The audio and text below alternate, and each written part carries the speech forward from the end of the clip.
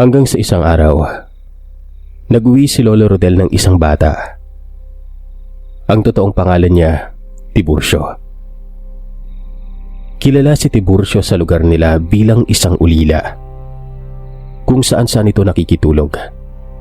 Minsan ay inuutusan ito ng mga gawain kapalit ng pagkain.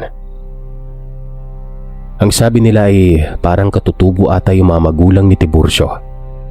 Tapos ay iniwan na lamang siya basta-basta doon sa lugar nila tatay at hindi na binalikan pa. Ayon kay tatay, kawawa daw talaga itong si Tiburcio dahil kadalasan natutulog lamang ito sa bangketa. At kapag tuyo naman ang mga irigasyon ay doon ito natutulog sa kanal na nakahiga sa dahon ng saging. Ang ginagawa na lamang ng iba ay inuutusan itong magbantay ng magdamagan sa mga kambing o kalabaw. At katabi niya ang mga hayop na ito na matulog. Kaya naman siguro dahil sa naghahanap si Lolo Rodel ng isa pang katuwang at isa pang maituturing na anak. Biro nga ni Lolo Rodel ay sawang-sawa na raw siya sa mukha ni Tatay Marcelino. Kaya para maiba naman. Nung una, aminado si Tatay Marcelino na isa siya sa mga bumubuli o pinagkakatuwaan si Tiburcio nung hindi pa ito inampon ni Lolo Rodel. Pero magmula noong nasa poder na nila ito at nakilala niyang lubos si Tiburcio na 3 taon ang agwat ng pagkakatanda ni tatay sa kanya, ay nakahanap siya ng masasabing bunsong kapatid sa katauhan nito.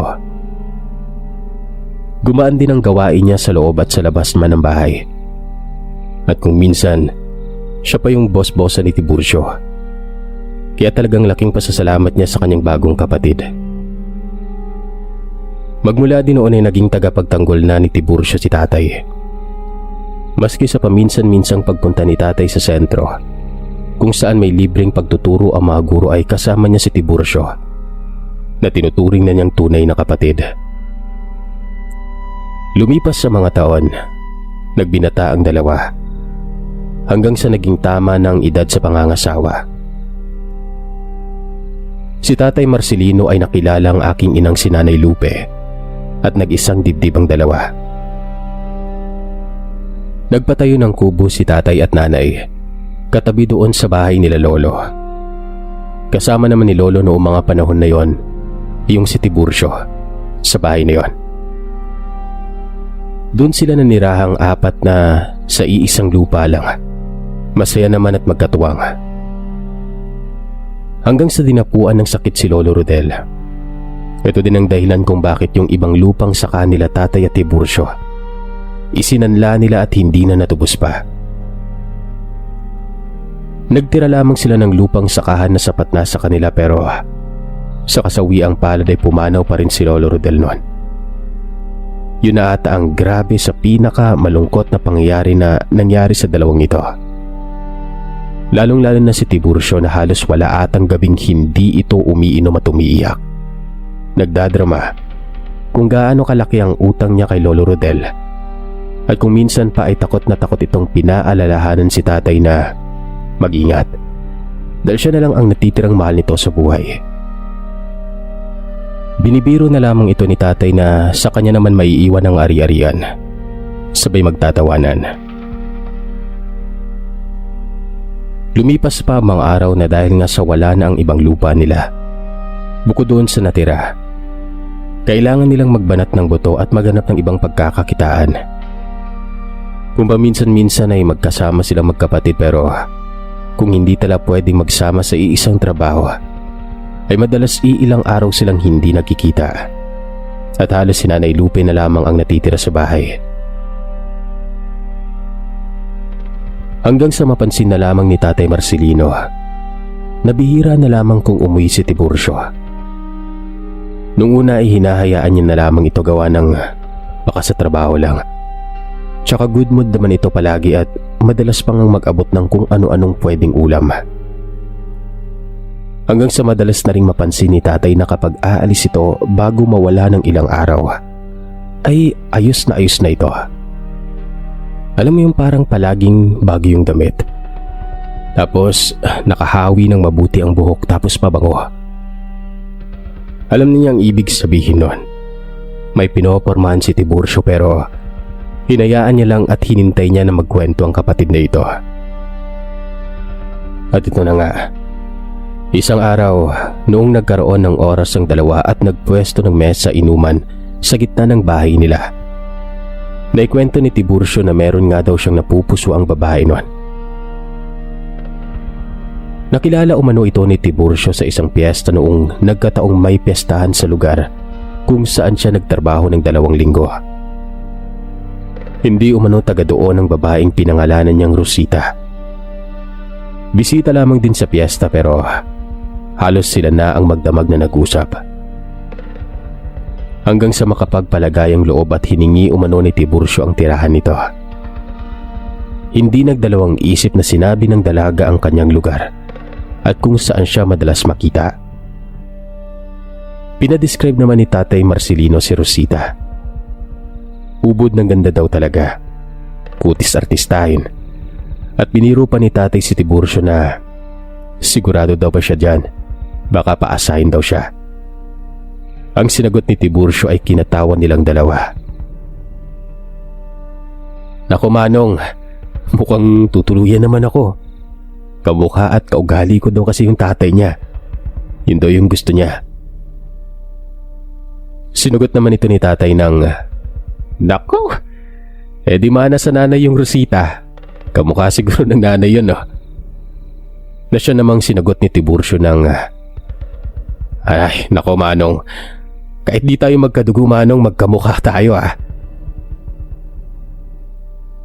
Dagdag pa ni Tiburcio, kaya daw siya nagtatagal ng mga ilang araw pag pumupunta kina Rosita ay bukod sa nililigawan niya ito pinagsisilbihan, nakilala niya rin ng maigi ang mga magulang at kapatid nito. At tila ba pamilya na ang turing sa kanya ng mag-anak. Binibigyan din siya ng trabaho ng mga ito dahil pinapatulog siya sa kamalig sa bukana ng kalsada kung saan iniiwan ang motor na merong sidecar. Magigising siya ng mga 3:00 na madaling araw. Pagkatapos ay hihintay niya ang pagbaba ng mga magulang ni Rosita, kasama ng mga lalaking kapatid na may mga dalang mga sariwang karne at mga longganisa. At kasamang isang kapatid ni Rosita ay babaybayin umano nila ng 1 oras mahigit papunta sa isang liblib na baryo. Iba't ibang baryo yon, pero kung minsan ay paulit-ulit silang bumabalik. Doon nila iniaangkat ang mga karne at pagkatapos ay uuwi na rin sila kaagad. Malaki ang kinikita ni Tiburcio at talagang napakabait na mga magulang at pamilya ni Rosita. Kaya pala lagi na lamang kapag paalis ito ay palaging bago ang kasuotan. May pambili pala. Natanong naman ni Tatay Marcelino kung bakit hindi ito nakikwento kaagad sa kanya ng kapatid. Ang sinagot naman ni Tiburcio ay dahil sa ayaw niyang masulay kumbaga. Alam mo yung paniniwala na kapag ikinwento mo kaagad ay baka hindi maging iyo. Ganon. Kaya noong halos makasigurado na siya na malaki ang pag-asa niya, ay saka na ito ikinwento. Dagdag pa niya, baka daw kapag nakatuluyan niya si Rosita, ay baka doon na rin siya manirahan. Siyempre natuwa naman si Tatay Marcelino. Nagpatuloy ang tagay nila at masayang kwentuhan ng gabing yon. Hanggang sa isang gabi, nagising si Tatay Marcelino at Nanay Lupe. Ang ine-expect nila ay wala si Tiburcio noon sa bahay niya. Pero bigla na lamang silang nagising sa alulungan ng mga aso at biglang pagkalabog ng bahay ni Tiburcio. Dali-dali namang kinuha ni tatay ang kanyang machete. Nakakita na ba kayo ng malapad na itak na pinagpuputol ng tubo? Yun po yung machete. Sinabihan niya si Nanay Lupe na manatili sa loob pero hawakan ang karit at pamalo. Matapang din naman si Nanay Lupe noong paman.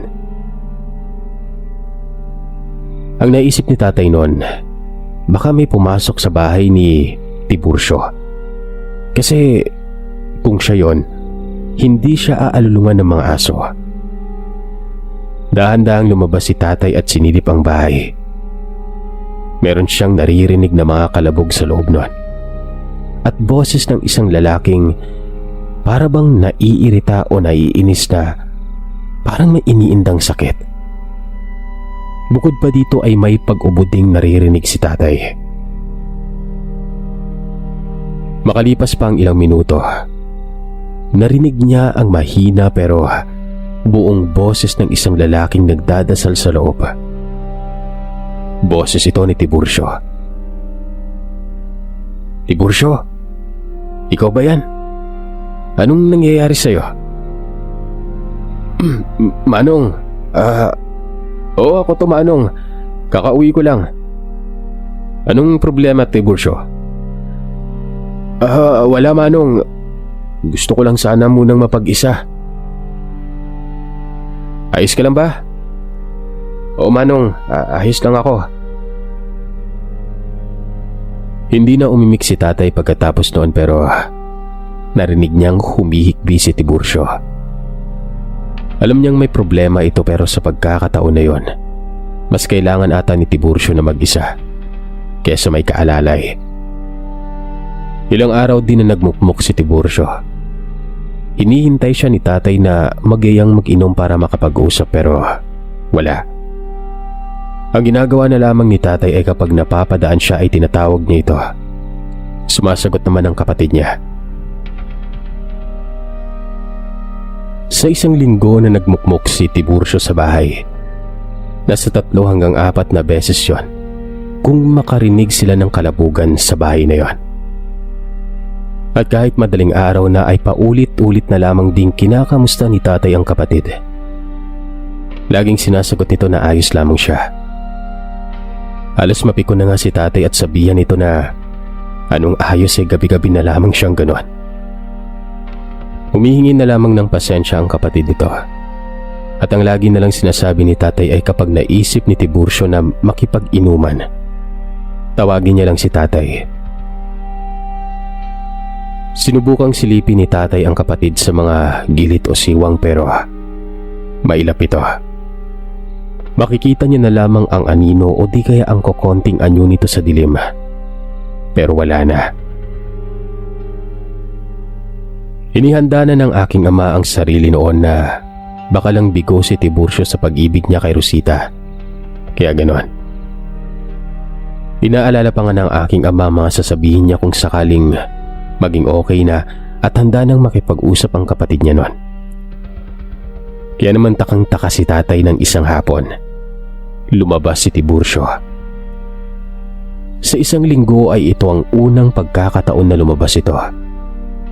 At sa isang linggo na halos hindi niya ito nakita, may napansin siyang kakaiba sa kapatid. Medyo humaba ang buhok nito. Nangayayat at parang nagkaedad ng konti. Pero maaliwalas ang mukha nito na maayos ang pananamit nung lumabas. Nilapitan ito kaagad ng aking ama. Kinamusta. Ayos na ang mukha ni Tiburcio. At sa buong pag-aakala ni tatay na sasabihin na nitong bigo siya kay Rosita, nagkamali si tatay noon. Nagpaalam pa ito na aalis at babalik umano kina Rosita. Tinanong naman siya ni tatay kung ano ang nangyari at ang sabi lamang niya, nagkasakit siya at ayaw niya lang daw munang makalabas noon.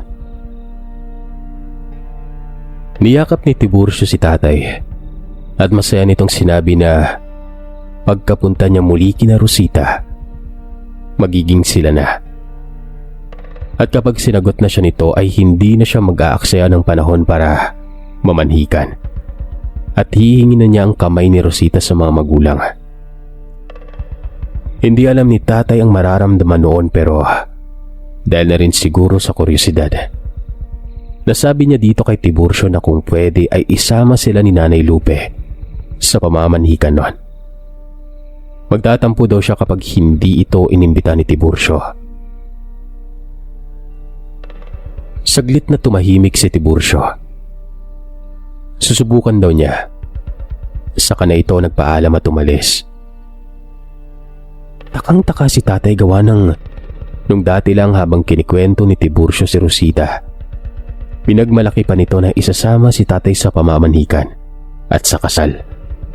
Pero noong mga panahon na desidido ng aking ama na makilala ang pamilya ni Rosita, para namang nagdadalawang isip si Tiburcio na imbitahan si tatay.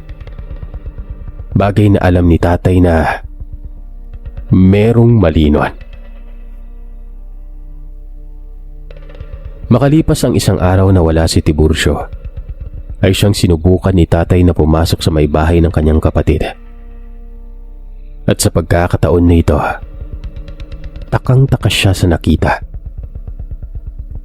Bukod sa nangangamoy na hindi kaaya-aya ang bahay ng kapatid nito, na hindi naman dapat, may mga sira ang mga pader sa loob ng bahay. Ang kurtina, sira. May mga kumot at mga damit na punit. At ang lubos na ipinagtataka ng aking ama ay ang mga kalmot na nagmamarka sa pader, sa pundasyon at maging sa mga aparador ng bahay na yon. Bukod pa dito ay nabali ang ibang kawayan sa may loob ng bubungan. Para bang may nakatirang mabangis na hayop sa loob ng bahay ng kapatid niya. Hinanap niya ang pinanggagalingan ng masangsang na amoy. Bagamat natuntun niya kung ano ito, walang kung anong karneng pinanggalingan ng lansa, kundi ang isang damit na punong-puno umano ng maninilaw at nanunuyo ng dugo, na kahit tuyong-tuyo na nga, ay umaalingasaw pa rin ang amoy. Bukod pa dito, walang sinyalis na nagalaw ni Tiburcio ang panggatong niya o sinyalis na nakapagluto ito. Sa madaling salita ay mukhang wala itong kinain sa loob ng isang linggo. Alam niyang ilang araw pang mawawala ang kanyang kapatid. Inisa-isa ni tatay ang mga naging katrabaho ni Tiburcio.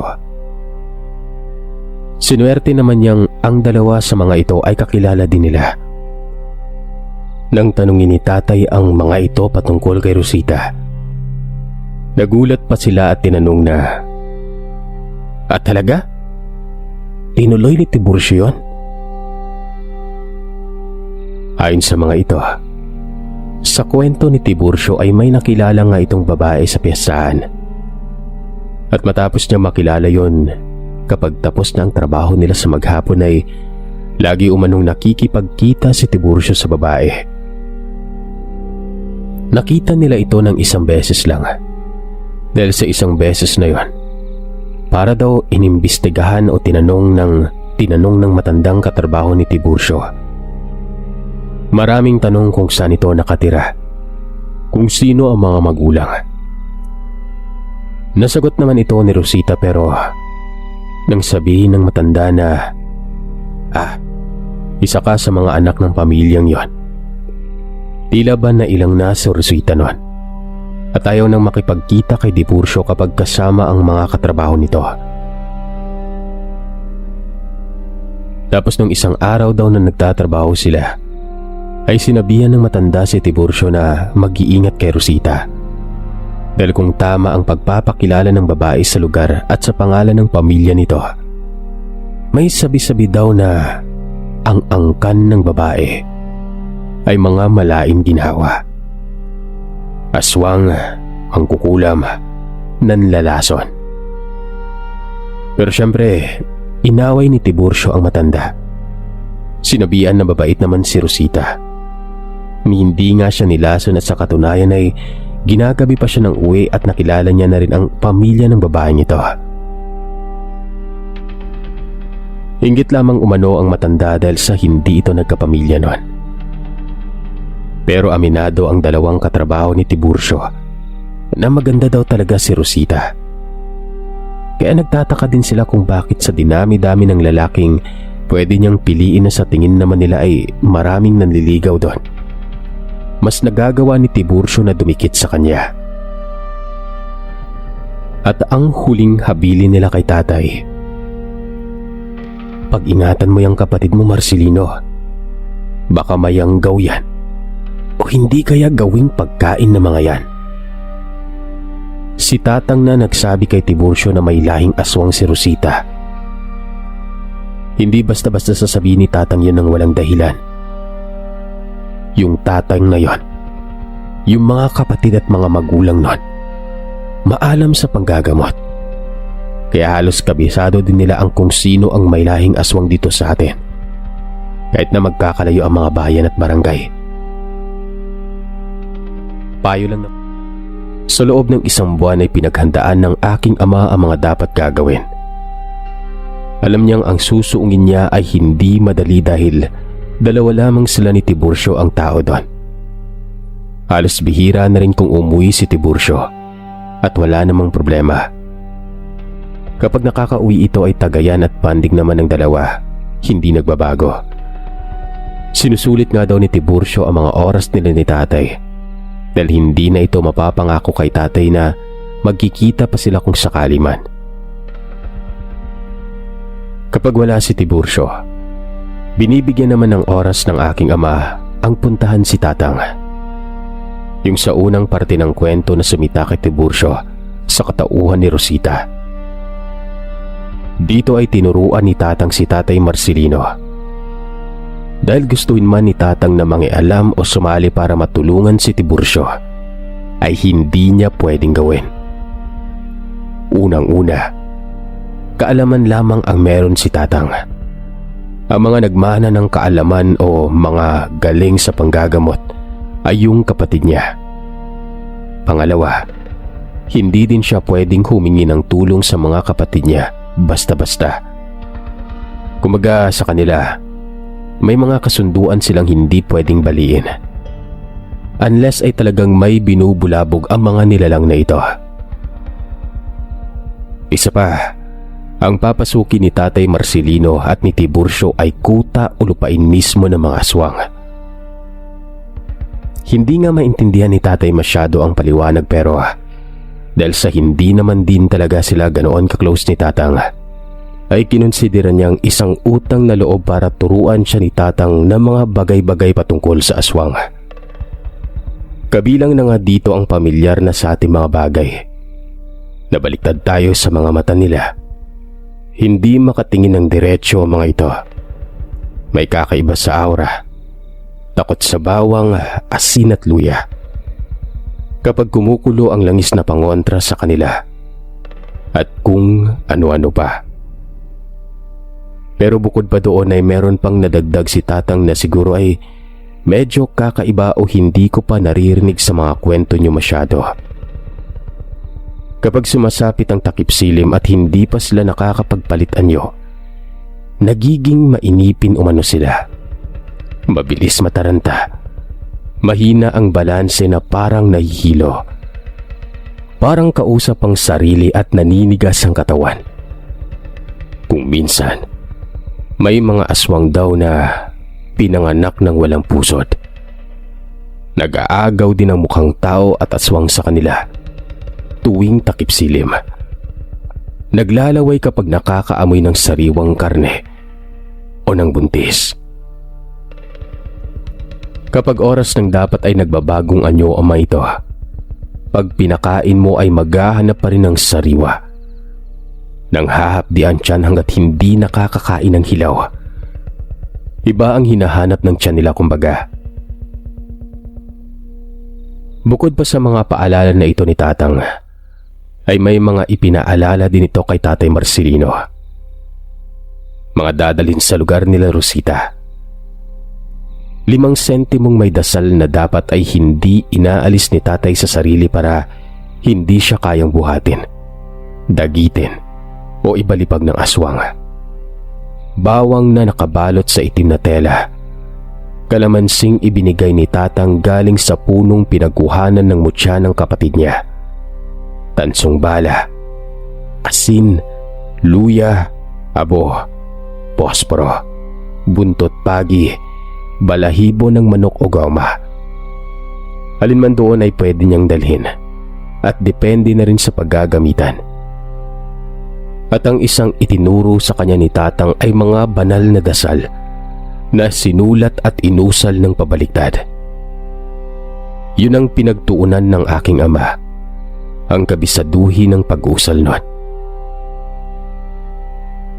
Makalipas ang ilang linggo, nalalapit na ang araw ng pamamanhikan. Nakahanda na rin ang manok na dadalhin ng aking ama nun.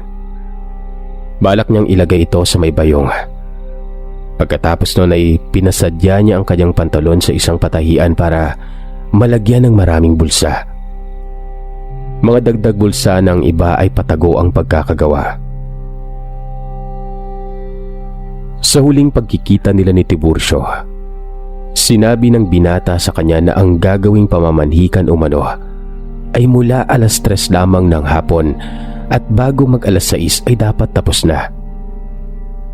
Hindi pangkaraniwang akyat ligaw kung tutuusin, na madalas ay nagaganap sa gabi. Pero okay lang. Kumbinsido naman na si tatay na merong mali sa pamilyang yon.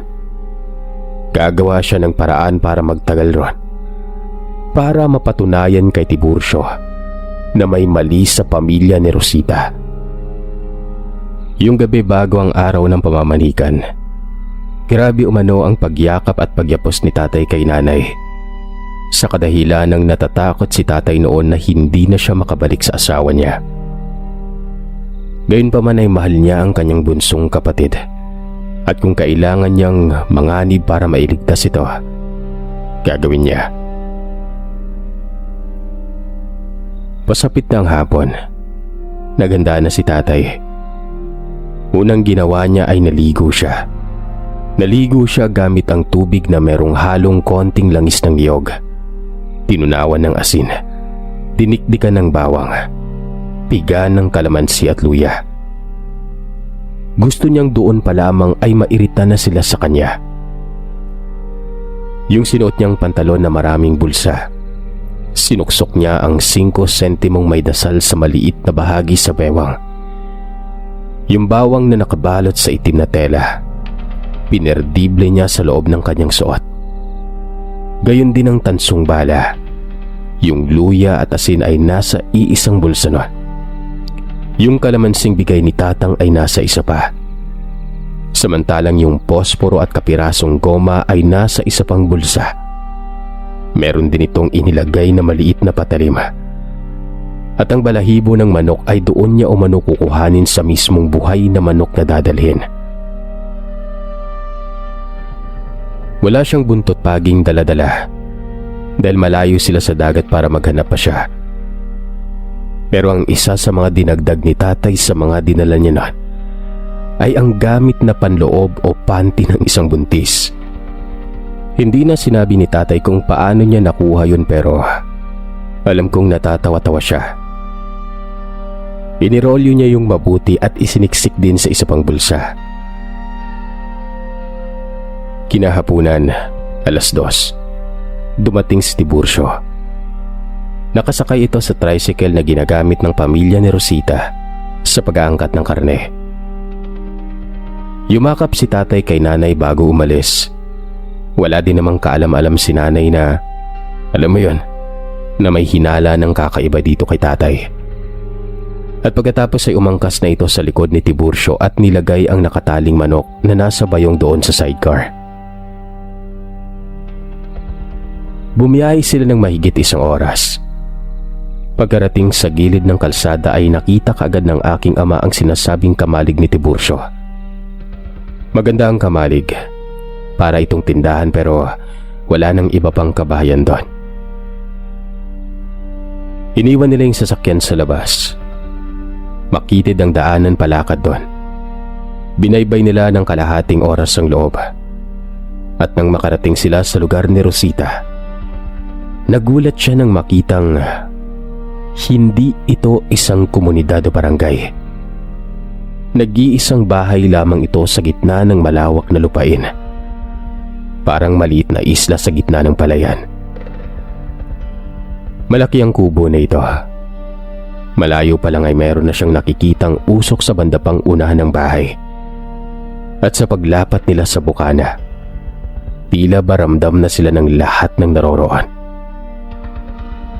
May lumabas sa pintuan sa taas ng hagdan. Merong lumabas sa kusina. Merong dumungaw mula sa pintuan at merong sumilip mula sa likuran ng bahay kung saan nanggagaling ang usok. Pagkatapos ay biglang may dalagang sumilip sa bintana. Pagkakita niya kay Tiburcio ay sumingit ito sa babaeng nakatayo sa hagdan at tumakbo ito pababa. Sinalubong niya ng yakap si Tiburcio. Ito marahil si Rosita.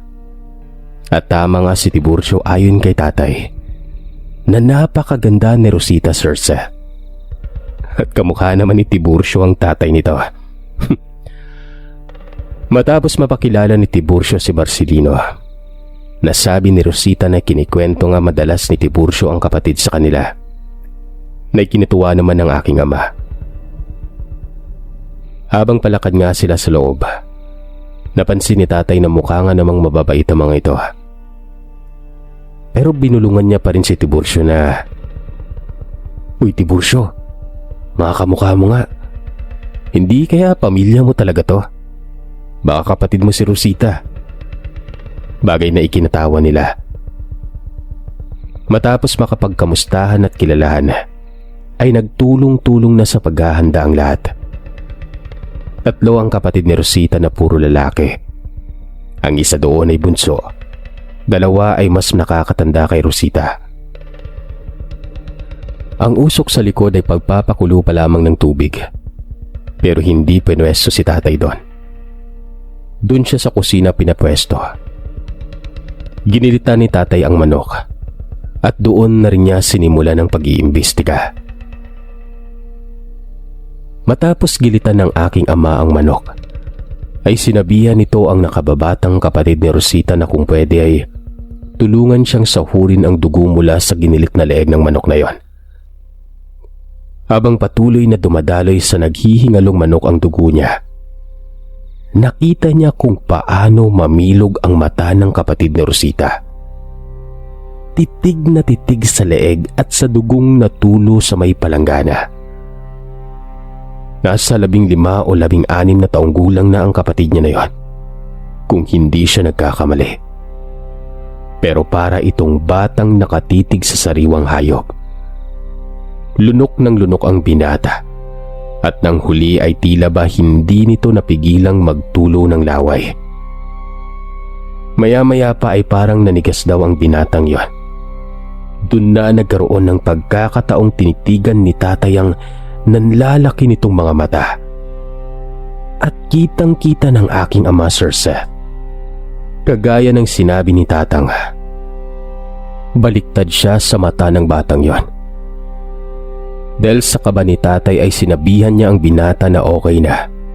Patay na ang manok. Pwede na niyang kunin ang palanggana pero ayaw itong bitawan ng binata. Saktong napasilip ang tatay ni Rosita at agad nitong hinatak ang anak. Tinulak ito sa labas at tumitig kay tatay at nagsabing, "Pagpasensyahan na, dahil ganun talaga yon."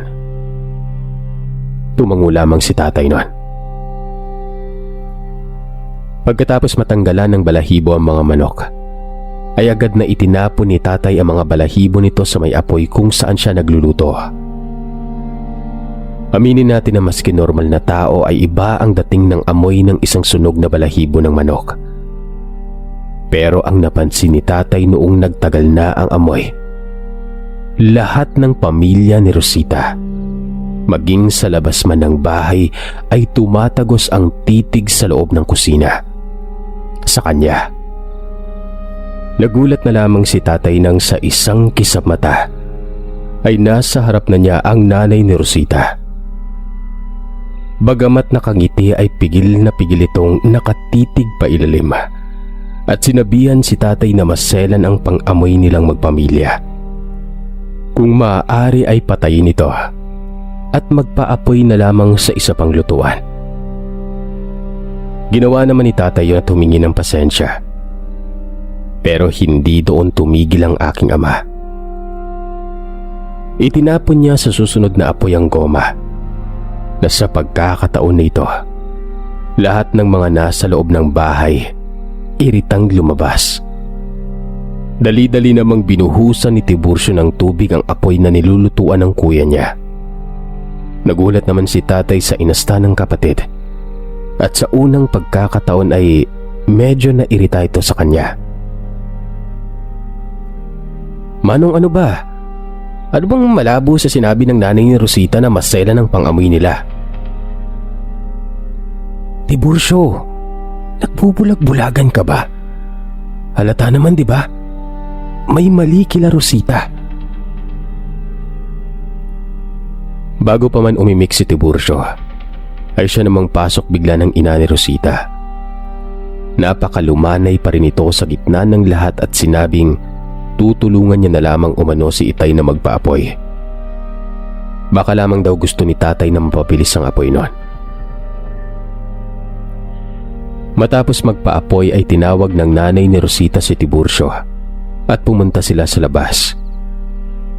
Kita lahat ni tatay lahat ng miyembro ng pamilya sa labas ng bahay. Ang ama na noon ay nagkakaliskis ng balat ng karneng kinatay. Ang dalawang anak na lalaki na nagtatapyas ng kung ano. Si Rosita na kasama si Tiburcio at ang nanay nito na nag-uusap sa isa pang kamalig.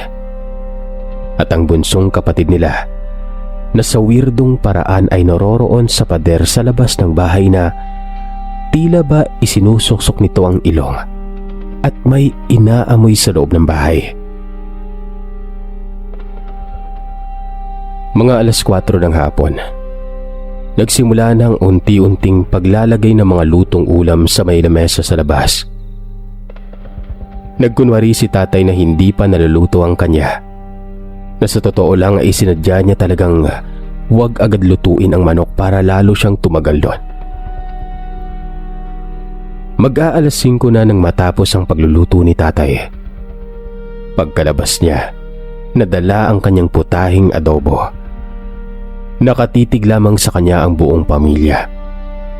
At nang ilatag niya sa lamesa ang adobo niyang punong-puno ng bawang nun, kitang-kita niya kung paanong hindi natutuwa ang lahat.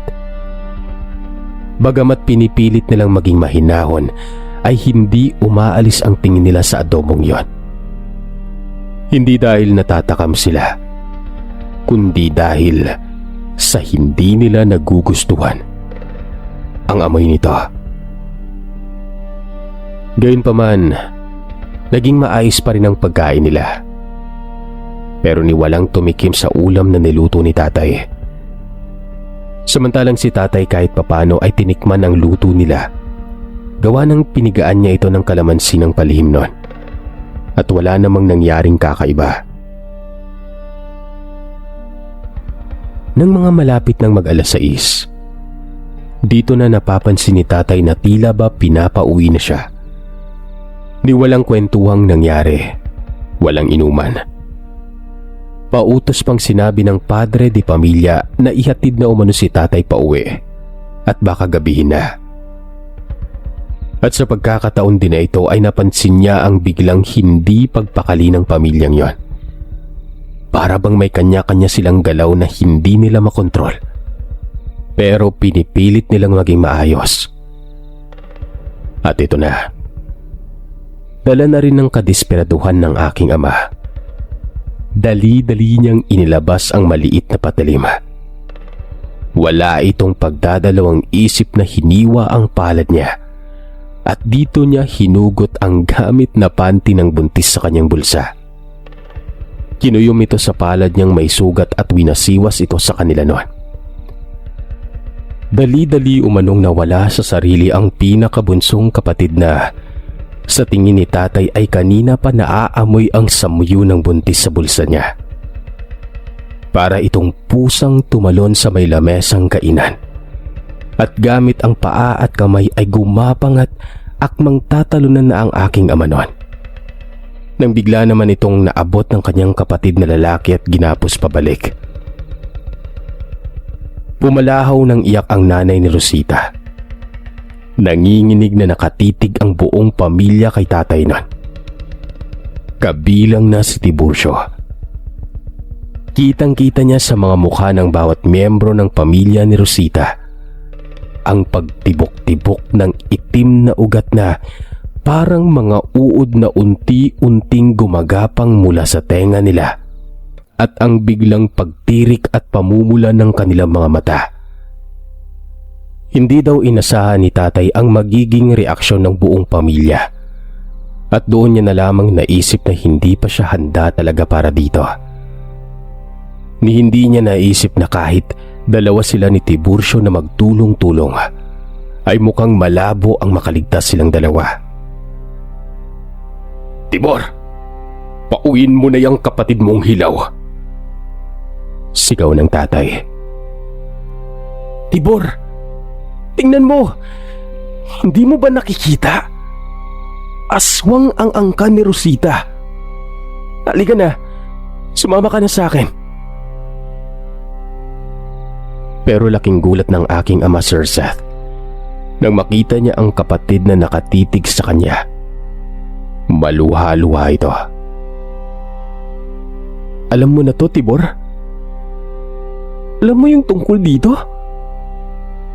Tumango si Tiburcio at bago pa man makapagtanong si tatay kung paano, ay nakita niyang bumitaw na rin sa pagkakahawak sa kapatid na lalaki itong mga kapatid ni Rosita. Ultimong si Rosita at ang isa pa nitong kapatid ay tila ba nawawala na sa ulirat. Doon lamang napansin ni tatay na puno na ng dugo ang lamesa, pati na ang panty na hawak niya. Dito na nagkagulo. Pinilit na hilahin ng nanay at tatay ni Rosita ang magkakapatid. Samantalang si Tiburcio ay buong lakas na hinatak at tinulak si tatay at sinabing tumakbo na. Umiiyak na tumakbo si tatay palabas ng lugar. Matisod-tisod siya sa hindi pantay na lupang inaapakan nito palabas. Naalala niya ang aking ina. Ewan ko ba kay tatay, ang nasa isip niya daw noon, makaligtas lamang siya.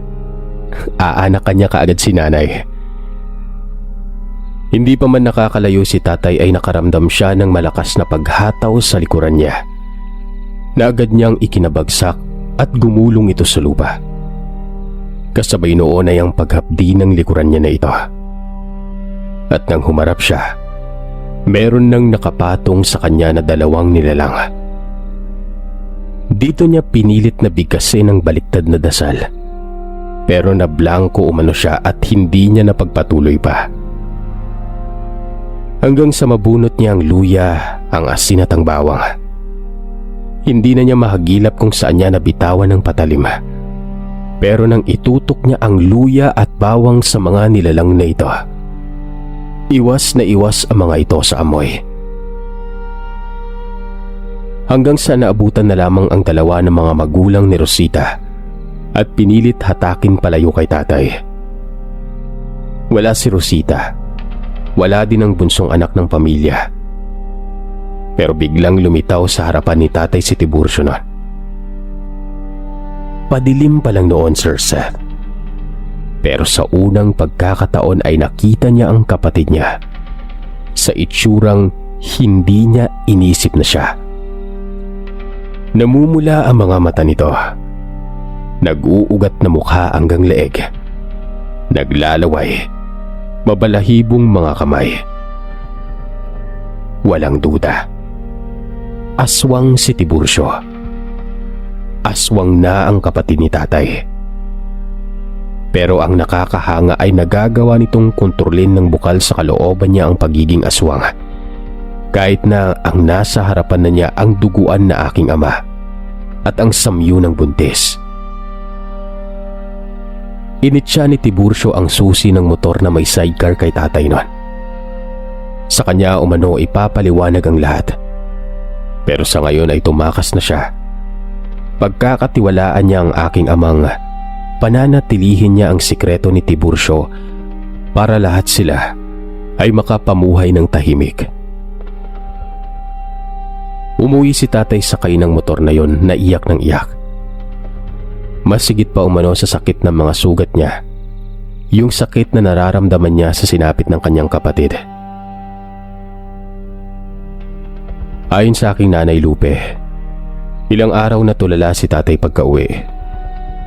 Bukod sa sugat niya sa palad na sinabi niya lamang kay nanay na sugatan, Naitago niya kay nanay ang sugat sa may likuran niya. Ilang araw itong tahimik hanggang sa makalipas ang isang buwan. Dumating si Tiburcio. Kukunin na umano niya ang sasakyang hiniram ni tatay noon. Ikinuwento ni Tiburcio ang lahat-lahat. Nung una pa lamang daw bago niya tuluyang ligawan si Rosita, umamin na ang babaeng aswang ang lahi nito. Pero ang hindi maintindihan ni Tiburcio ay kung bakit hindi niya magawang makalayo kay Rosita. Noong nakilala na umano ni Tiburcio ang pamilya ng babae at magsimula na silang mag-angkat ng mga karne sa mga liblib, doon nalaman ni Tiburcio na lahat pala ng pinapadalhan nila, kasama na ang mga magulang ni Rosita, ay mga galing sa isang tribo na kung naalala nyo sa unang parte ng kwento, ay posibleng parehas na tribo kung saan nanggaling ang mga magulang ni Tiburcio.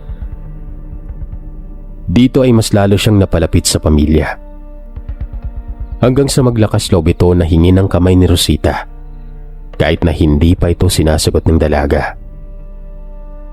Ang natatanging hadlang lamang umano ayon sa mga ito ay dahil tao si Tiburcio. Kailangan niya maging isa sa kanila kung talagang seryoso siya sa dalaga nun. Bagay na hindi nagdalawang isip gawin ni Tiburcio. Ito din ang dahilan kung bakit nang umuwi ang binata, 1 linggo itong nagkulong. Magta3 linggo na umano siyang nayanggaw nun, at sa 2 linggo ay lumabas lahat ng senyales. Hindi na sinabi pa ni Tiburcio kung paano dahil ito'y lihim na kailangan niyang protektahan sa pamilyang kinabibilangan niya. Gusto niya man daw imbitahan ng aking ama sa pag-iisang dibdib nila. Hindi pwede. Iba ang kanilang tradisyon. Walang tao na dapat na naroroon. Tinanong ni tatay si Tiburcio kung kumakain ba sila ng tao. Hindi umimik si Tiburcio. Hindi niya sinagot ng diretsahan pero pabiro niyang sinabi na basta manong, ligtas kayo ni Manang Lupe at ng magiging anak mo. Nasa kasunduan yan. Matapos noon ay matagal na hindi nagpakita si Tiburcio. Pero ayon sa aking ama, noong 2 taong gulang na kaarawan ng aking kapatid na panganay ay dumating ito sakay ng isang pickup kasama si Rosita. Wala silang anak pero maayos na maayos daw ang pormahan ng dalawa. Nakisaya sila sa kaarawan na parang mga normal na tao at nag-iwan ito ng titulo. Yung titulo na ito ay yung mga iba sa mga lupang naisanla nila noong magkasakit ang lolo. Isinanla nila ito sa matagal na panahon, pero nabawi ni Tiburcio. Muling nag-inuman sa huling pagkakataon ng dalawa. At huling paalam ay alam ng aking ama na masaya na si Tiburcio at nahanap na niya ang bagay na nawala sa kanya noong pagkabata niya.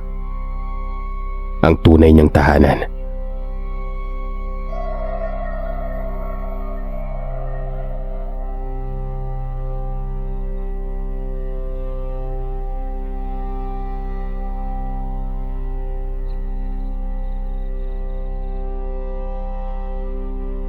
Magandang araw sa inyo, Sir Seth. Pasensya ka na kung natagalan ng aking istorya sa kadahilan ng sobrang maraming trabaho doon sa barko.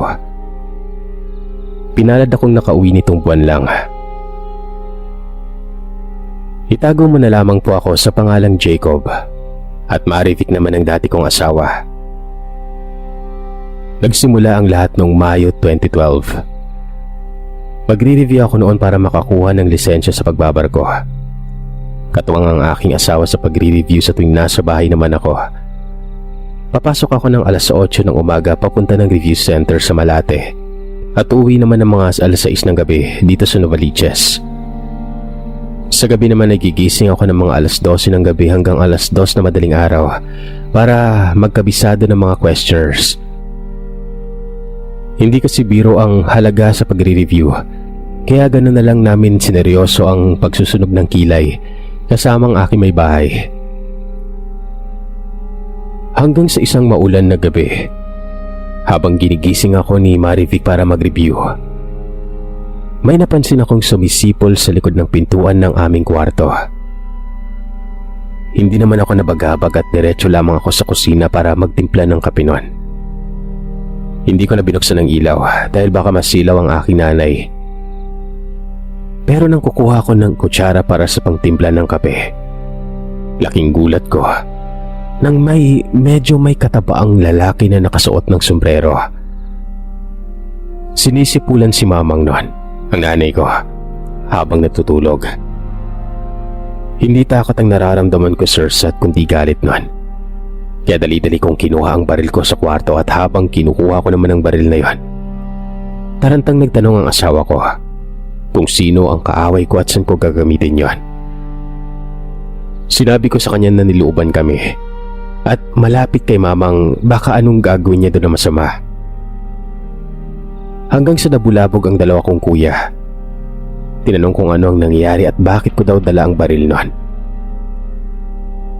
Tinanong ko sila kung may bisita ba kami na galing sa probinsya. Sabi ng kuya ko wala naman. Nagising na rin ang mamang noon kasi sa mga kumusyon.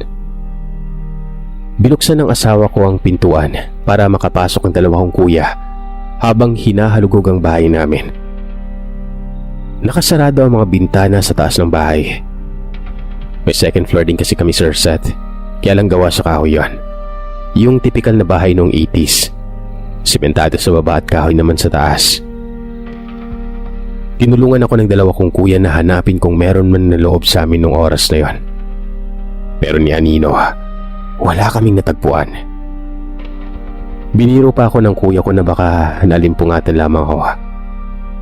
Pero hindi ako pwedeng magkamali, Sir Seth. Tao talaga ang nakita ko na yon.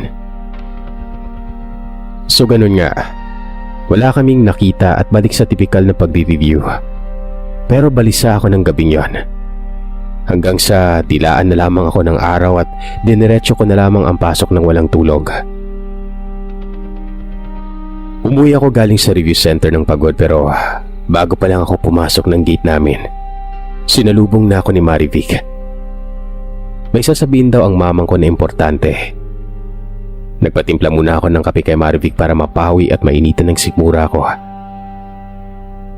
Habang papalapit ang mamang, kasabay naman na inabot ni Marivic ang kape habang niyakap ako ni Marivic noon. Kinausap ako ni mamang. Jacob, ano ba yung nakita mo kagabi? Sabi ko naman, lalaki na mataba, nakasombrero habang nakadikwatro na sumisipol. Nakita mo ba yung muka? Anong kulay ng damit pang intaasan pantalon kung meron man? Tanong ulit ni mamang. Sinagot ko siya na parang stripe na pula at blue. Pero yung pantalon naman parang kaki ang kulay. Natahimik si mamang at maya-maya pa sinabi niya sa akin na si Uncle Larry daw wala na. Tinawagan daw siya kanina ni Auntie Perla para malaman ko yon, para malaman namin. Taga-Aklan po sila noon. Tinanong ko si mamang kung anong balak niyang gawin. Ang sabi niya ay gusto niya sanang pumunta at masilip ang kapatid niya. Sa totoo lang, Sir Seth, ay hindi po kami close ng relatives namin doon. Sa kadahilan ng hindi pagkakaunawaan sa mana ng magulang namin. Unang pamilya kasi ang aking mamang kasama ang tatlo kong tiyahin. Maaga silang naulila sa ina at nag-asawa naman yung lolo ko. Nakapag-asawa silang 4 na anak ng taga Maynila at nilisan ng Aklan noon. Ang ilang ektaryang lupain ng aking lolo ay lalo ay napunta lamang sa pangalawang pamilya. At isa na nga doon ang kay Uncle Larry. Kaya may halong pagtatampo ang mga tiyahin ko, kasama na din ang mamang ko sa mga kapatid nila sa ama. Pero sa huli, pinili din nila bisitahin yun, Sir Seth. Respeto lang ba?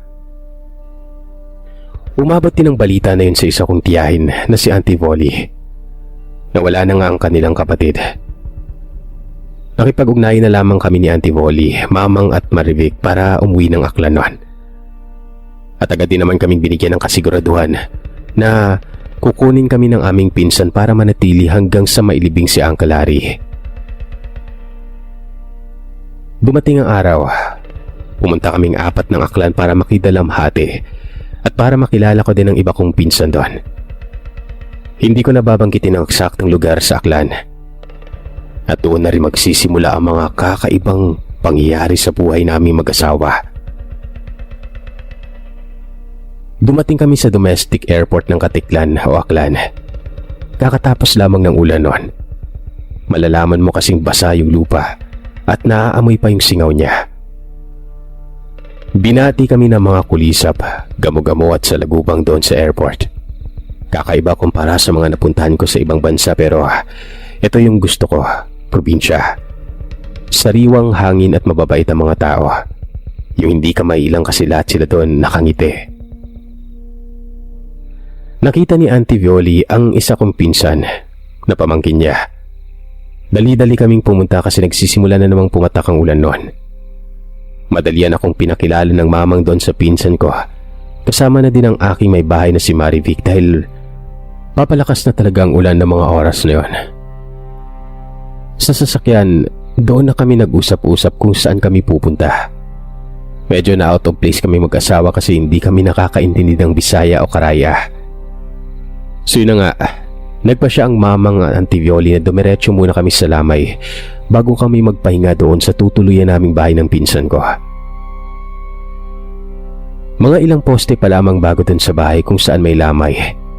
Mapapansin mo kaagad na may lamay o binuburol kasi may malakas na ilaw agad doon sa labas. Petromax ata ang tawag doon sa pagkakaalam ko.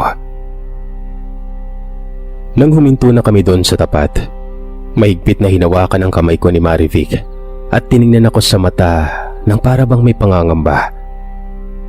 Hindi ko maintindihan kung bakit ganun ang tingin niya sa akin pero doon na rin nagsimulang tumayo ang balahibo ko sa batok, Sir Seth. Nang makapasok na kami sa gate ng bahay, mapapansin mo na nakatingin sila sa amin. May konting pagkailang ang ramdam sa parte namin pero isang babae ang lumapit sa amin at nagmano kay Auntie Violi at nagpakilalang si Irma, panganay na anak ni Uncle Larry. Inanyayahan niya kami na tumuloy sa bahay habang binubuntutan namin si Mamang at si Auntie Violi. Sa mga oras na yon hindi ko malaman kung anong gagawin ko kasi baka, alam mo yon, sa sobrang kaba mo parang kinakapos ka na ng paghinga. Sa pagpasok namin ng pintuan, halos mapatidan ako ng hininga nang makita ko yung sombrero na tugmang-tugma kung ano yung nakita ko noong nakaraang gabi. Sa aktong yon, nasabi ko kila Mamang at Auntie Violi na yun yung sombrerong suot ng lalaki na sumisipol noong nakaraang gabi. Napatanong si Ate Irma kung ano yung sombrero at doon ko nga ikinuwento sa kanila kung ano ang nasaksihan ko noong nakalipas na gabi. Yung huni, yung pagsipol-sipol, posisyon ng nakaupong patikwatro at ang suot na stripe na damit at ang kaking pantalon. Umiyak ang pinsan ko sa kadahilan ng yung eksaktong araw at oras noon ay nag-aagaw buhay na daw si Uncle Larry. Laking sisi daw nila kasi hindi daw nila mapagbigyan ng kanilang tatay na bisitahin ng nanay ko at ilan pa niyang mga kapatid nung siya ay buhay pa at nakaratay sa may banig, Sir Seth. Labis na awa at panghihinayang din ang ramdam ko ng mga oras na yon. Natapos ang kamustahan at ilang pang pag-uusap. Nagyaya na rin sila Mamang at Auntie Violi na magpahinga. Gabi na nga nun. Babalik na lamang bukas ng umaga. Bumiyahe kami papuntang bahay kung saan kami mananatili ng ilang araw bago ilibing si Uncle Larry. Sa daan, habang binabagtas namin ang baku-bakong daan yon, niyugan yon, wala gaanong mga kabayan yung dinadaanan namin. Tanging ilaw lamang ng sasakyan ang tanglaw namin sa niyugan. Sa hindi kalayuan, natanaw namin yung hindi pa natatapos na bahay. Yun pala ang tutuloyan namin noon. Binaba namin ang gamit namin at pumasok na ng bahay na ito. May kuryente, tubig, electric fan, kama pero kawayan lamang yung bintana. Nakasemento ito pero wala pang nakakabit na sliding window at parang nilala lamang ng kawayanan para hindi makapasok ang aso o pusa sa loob ng bahay na ito. Itinoka kami ng pinsan ko doon sa kwarto kung saan may malaking katre na gawa sa kawayan. Katabi rin ito yung bintana na ganun din ang harang. Sobrang pagod namin sa biyahe. Madali kaming nakatulog kasi malamig din ang panahon noon. Kinabit lamang namin ang kulambo para sa lamok kasi nga open yung bintana namin. Kinabukasan ng umaga, pumunta kami sa mga kamag-anakan nang sa gayon ay makilala din namin sila. Kinahapunan ay dumiretso ulit kami sa Lamayan. Doon din nagkikita ang karamihan namin mga pinsan. Napagod talaga kami na maghapong lakarang yung Sir Seth. Kaya ipinagpasya ko sa oras ng 8:00 ng gabi ay mauna kami mag-asawa doon sa bahay para magpahinga na. Nag-tricycle kami papunta sa bahay na tutuloyan namin noon. Dala ang susi ng bahay. Binaybay namin ang daan noon. Madilim na rin ang oras na yon. Dagdagan mo pa ng kulog at kidlat na nagbabadya ng paparating na malakas na ulan. Sa bahay, humiga na kami ng asawa ko sa katring kawayan. Daglian akong nakatulog doon. Hindi na namin naikabit ang kulambo sa sobrang antok na namin ng mga oras na yon. Makalipas lamang ilang minuto, ginising ako ni Marivic dahil nag-brown out sa lakas ng ulan. Wala kaming ilaw kundi ang cellphone lamang namin na 10% na lamang ang natitirang battery charge niya. Kasabay ng malakas na ulan, kahulan ng mga aso sa paligid. Para bang may sinusundan sila na hindi nila kilala. Sa mga oras na yon, nagsimula na kaming makaamoy ng kakaibang lansa na sa buong buhay ko ay doon ko pa lamang naamoy. Nagpa siya akong ikutin ang bahay para humanap ng gasera o kandila para may masindihan kami noon. Hindi pa ako nakakalayo kay Marivic. Napansin ko yung tahol ng mga aso. Sa pakiwari ko ay gigil na gigil hanggang lahat sila ay nagsimula ng mag-alulungan noon. Napatakbo sa takot si Marivic papunta sa akin. Kasabay noon, narinig namin ang malakas na kalabog sa likod bahay kung saan pader lamang ang pagitan kung saan kami nakahiga noon. Walang humpay ang mga alulong ng mga aso sa paligid. Kasabay noon ay unti-unti naming naririnig ang pagkutkot sa pader. Yung parang naghuhukay na aso o semento. Mababanaag mo yung tunog ng nagkikiskisang kuko at semento. Ang kakaiba pa dun, Sir Seth, kung aso man ang may gawa nun, hindi ba dapat sa saig siya magkukutkot? Hindi sa pader na sa pakiwari ko, kasing taas ko yung pinanggagalingan ng tunog. 5'8" ang height ko, Sir Seth, kaya napaka-imposibleng aso ang gagawa nun. Wala naman sigurong imported na aso na maliligaw sa gitna ng niyugan na kasing taas ko kung tumayo man siya, di ba? Isa pa, napakalakas ng ulan noon. Sa mga oras na yun ay halos humiwalay na ang kaluluwa ni Marivic sa takot. Pero hindi ako nagpadala. Pinilit kong lakasan ang loob ko sa mga oras na yun. Nasa isipan ko, kung ano man itong gumagawa na ito sa amin, lalaban ako ng patayan. Hinaman ko at pinagmumura ko ang kung anumang nilalang na naglilikha ng takot sa aming mag-asawa. Dahil sa pagyakap sa akin ni Marivic sa sobrang takot, napadpad kami sa kanto ng silid kung saan may bumabangga sa akin na umbok. Sa gilid po yung umbok na yon. Yun ay ang hindi pa tapos na lababo. Nang aking tutukan ng cellphone na tanging tanglaw namin noon, isang mahabang gulok ang nakita ko. Kinuha ko at sinimulan ko siyang hawakan kahit medyo nangangatog ang aking mga kamay sa halong nerbiyos. Sinabi ko rin sa nilalang na may hawak akong mahabang gulok na kahit hindi namin siya nakikita ay handa akong lumaban hanggang sa kamatayan. Hindi ko alam kung ano ang pumasok sa isipan ko.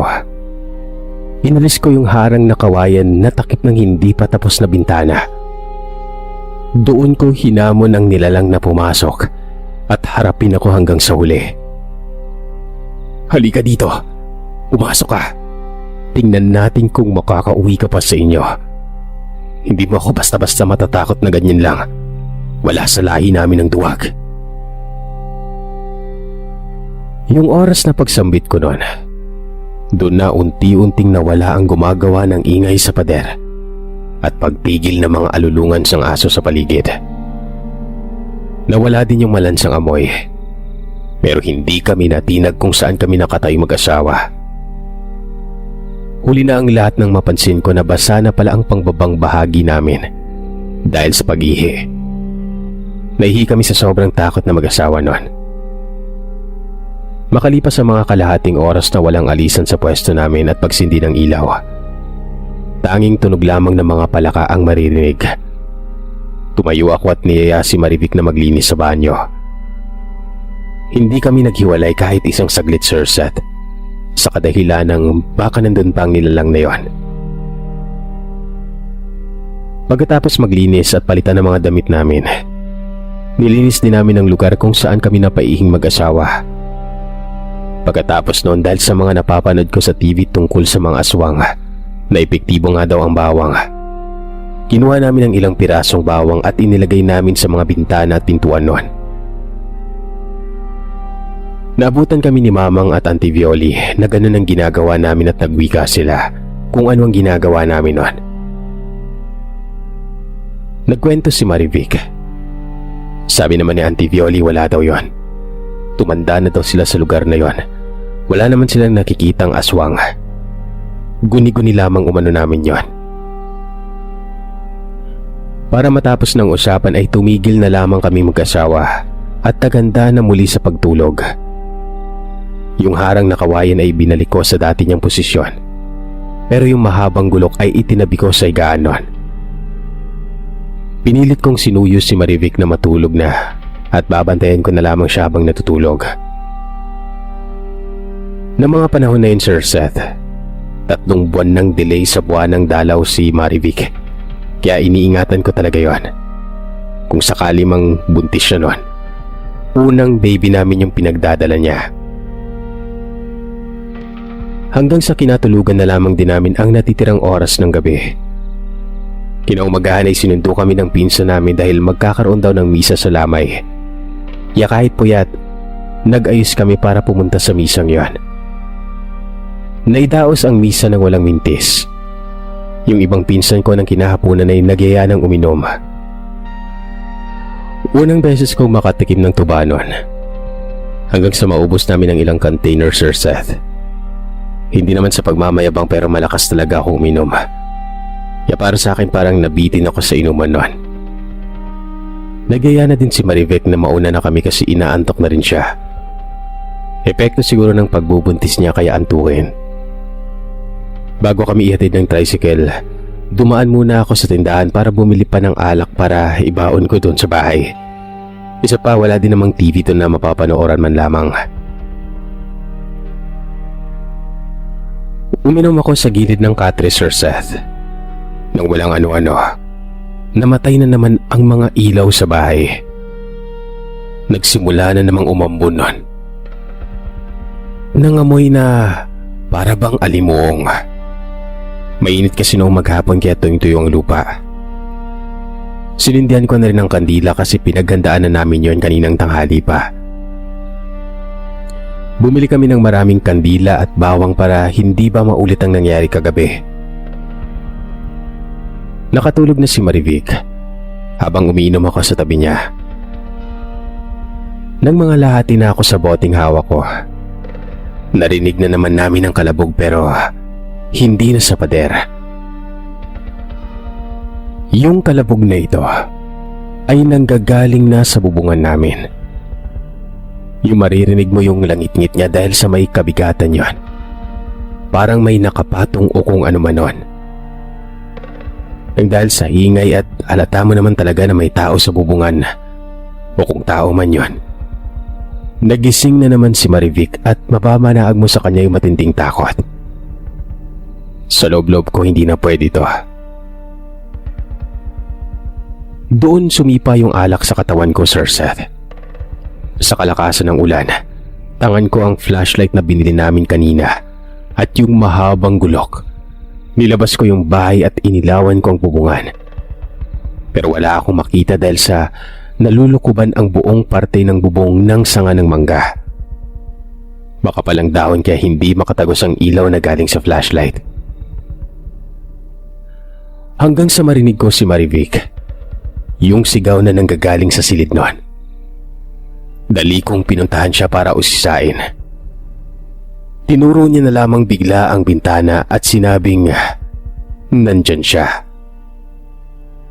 Tinutukan ko ng flashlight ang bintana.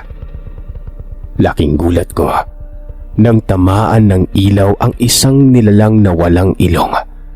Sabog-sabog ang buhok. Maitim at parang nababalutan ng manipis na buhok ang katawan. Dali-dali kong iniamba ang gulok at dalian din itong umalis noon. Pagkatapos ay nanginginig ang mga kalaman ko sa sindak, Sir Seth. Tinawagan ko ang pinsan namin at agad naman silang pumunta sa bahay para kumustuhin kami noon. Isinalaysay namin sa kanila ang pangyayari. Wala pa rin kuryente ng mga oras na yon. Isa sa mga pinsan ko ang nagsunog ng gulong sa tabi ng puno ng mangga. Talagang nawala ang pagkalasing ko noon, Sir Seth. Yung pinsan ko nagsabi na siya na daw ang bahala. Magpahinga na kami. Sinabi ko sa pinsan ko noon na uuwi na lamang kami kinabukasan. Hindi kasi makakabuti kung gabi-gabi ganito yung mararamdaman ng asawa ko. Lalo na't iniisip namin na nagdadalang tao siya noon. Ang sabi naman ng pinsan namin na ito, wag na daw namin intindihin yon. Siya na daw ang bahala doon. Nang tinanong ko siya kung bakit pinsan, kilala mo ba kung sino ang hayop na yon? Bumuntong hininga ito. Nagkamot ng ulo at ang sinagot ay, basta, ako nang bahala doon.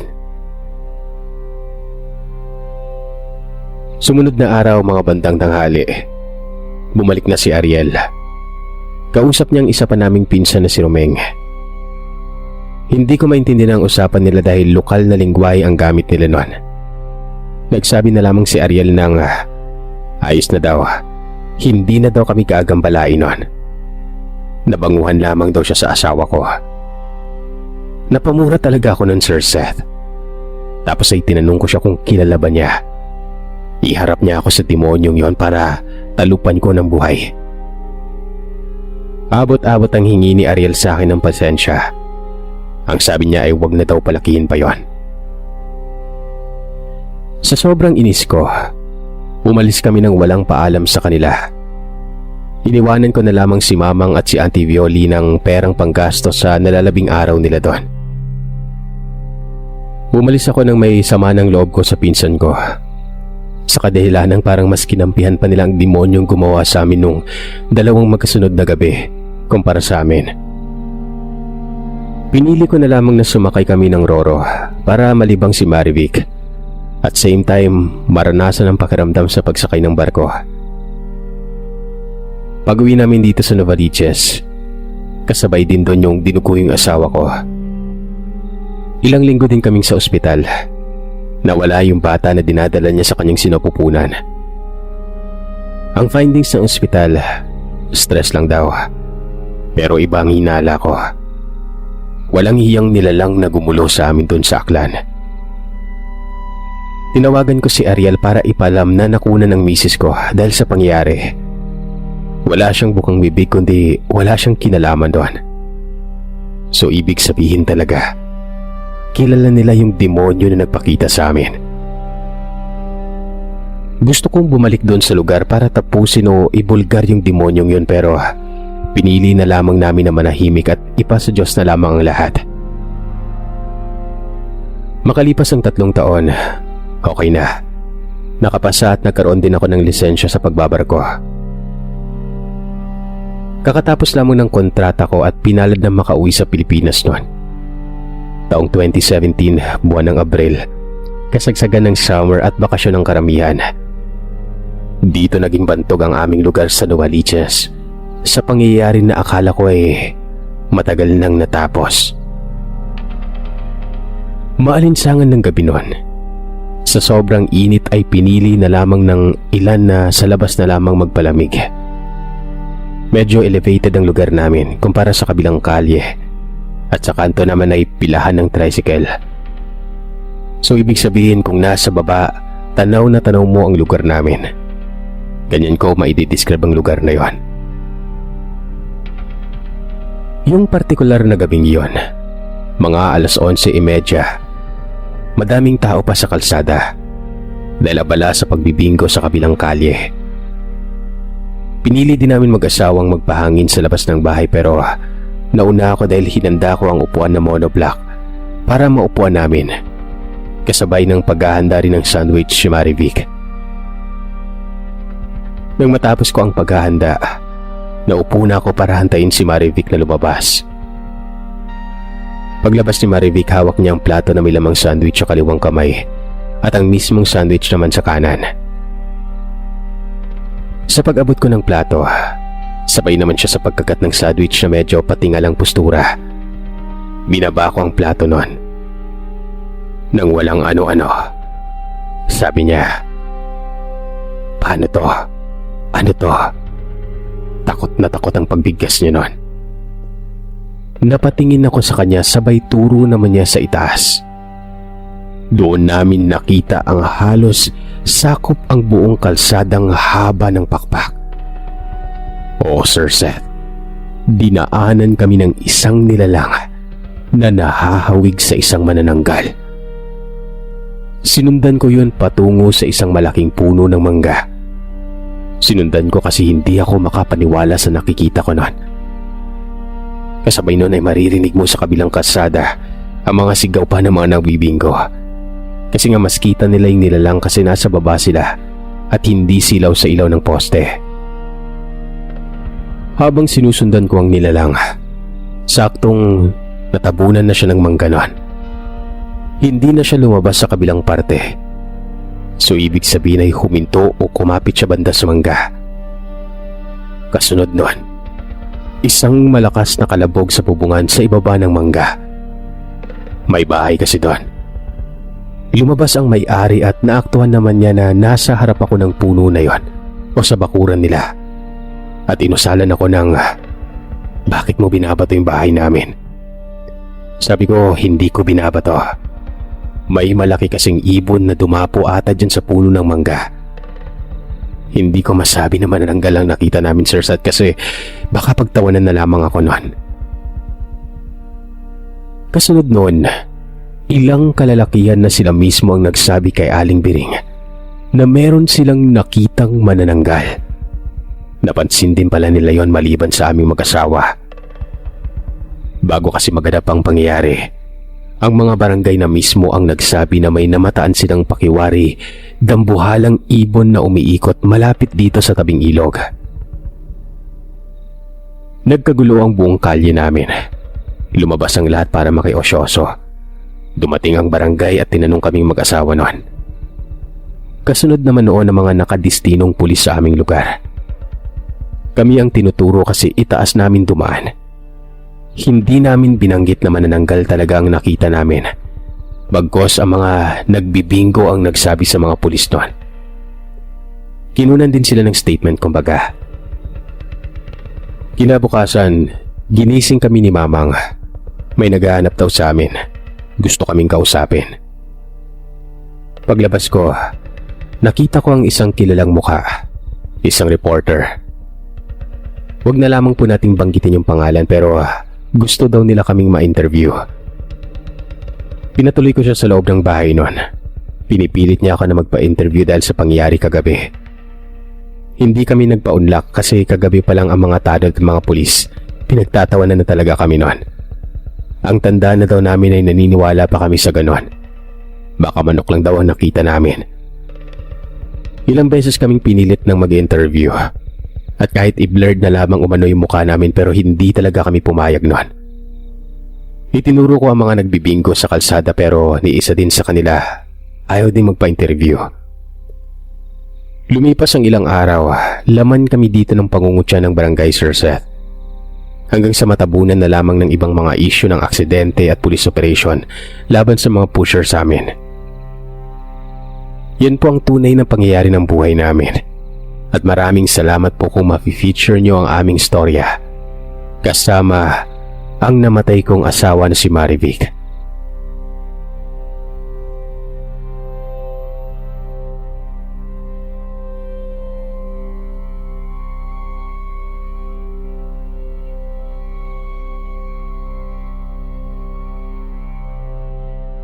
Isusulat ko ang kwento sa katauhan ni Papa Teves para sa mas malinaw at detalyadong pagsasalaysay. Ako si Teves. 10 taong gulang pa lamang ako nang nagsimula akong magtrabaho sa tubuhan na pinangangasiwaan ng aking ama na si Grego. Sa lugar ng Sipalay, sa probinsya ng Negros. 5 kaming magkakapatid. Ako ang panganay. Ang aming ina na si Mama Remedios ay tanging nasa bahay lang. Konting pagsasalarawan mula sa pangunahing daan papunta sa aming tahanan, Sir Seth. Mula sa bayan na may higit 1 oras ang kailangang lakbayin sakay ng jeep papunta sa lugar na tinitirahan namin. Mula naman sa pangunahing kalsada ay kailangan pang dumaan ng napakalawak na katubuan bago makarating sa aming tahanan. Sa tansya ko ay may higit 5 hektarya ang taniman ng tubo na pinangangalagaan ni Papa. Bagong kasal pa lamang sila ni Mama nang ipinangasiwa sa kanyang tubuhan. Nung una, wala pa naman silang problema sa pangangasiwa dito. Tanging ang bahay lang namin ang nakatayo sa lugar dahil sa masyadong masukal ang paligid kung kaya't walang may gustong manirahan sa lugar na ito. Kakilala ni Papa ang may-ari ng lupain at inialok sa kanya ang pangangasiwa sa lugar. Maliban sa may sahod siya sa pangangasiwa sa tubuhan, ibinigay pa sa kanyang 500 metrong kwadrado na lupain kung saan siya magpapatay ng bahay na maaari nilang pagtaniman at alagaan ng mga hayop. Ang bahagi ng lupain na iyon ay nakasulat at nakatalaga kay Papa kung kaya't hindi na siya nagatubili pang tanggapin ang inaalok ng may-ari ng malawak na lupain. Si Papa na ang naglinis ng paligid bago nagpagawa ng bahay noon. Malaking tulong pa dahil sa nagbigay ng tulong ang may-ari ng lupa para sa materyales ng bahay. Kung kaya't nagawa ni Papa na magpatayo doon na gawa sa semento at matibay. Hirap na hirap pa siya noon sa pagkakwat ng mga materyales. Ganoon pa man ay sinikap niyang mabigyan si Mama ng maayos na tahanan. Lalo na't ang lugar nila noon may kung ano-anong kuro-kuro na may mga naninirahan na kung tawagin malaing ginhawa. Ang malaing ginhawa ay narinig niya siguro sa ibang kwento, Sir Seth. Terminong hilikay nun nang ibig sabihin mga aswang. Hindi naman pinabayaan si Papa ng kanyang ama na si Lolo Palmon. Sanay si Lolo sa pagkakarpentero kung kaya't silang dalawa ni Papa ang gumawa ng bahay noon.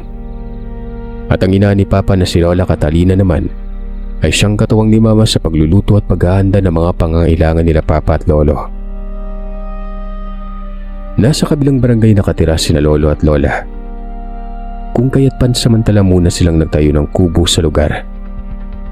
Nang sa ganoon ay mapadali ang kanilang pagkilos dahil hindi na nila kailangan pang maglakad ng mahigit kalahating oras mula sa kabilang barangay noon papunta sa barangay na kasalukuyang titirahan nila Mama at Papa. Naging maayos naman ang paggawa nila ng bahay hanggang sa tuluyan nang natapos. Naging maayos ang pamumuhay nila Mama at Papa doon.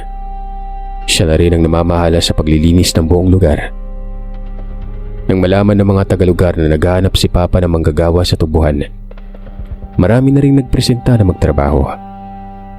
Maayos na tinanggap ni Papa ang mga nagpresenta na ito. Hanggang sa ayon, nagsimula na silang magtanim ng tubo.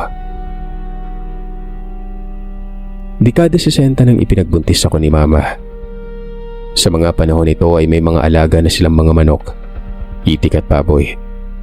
May 3 aso na rin sila na nagsisilbing bantay sa bahay.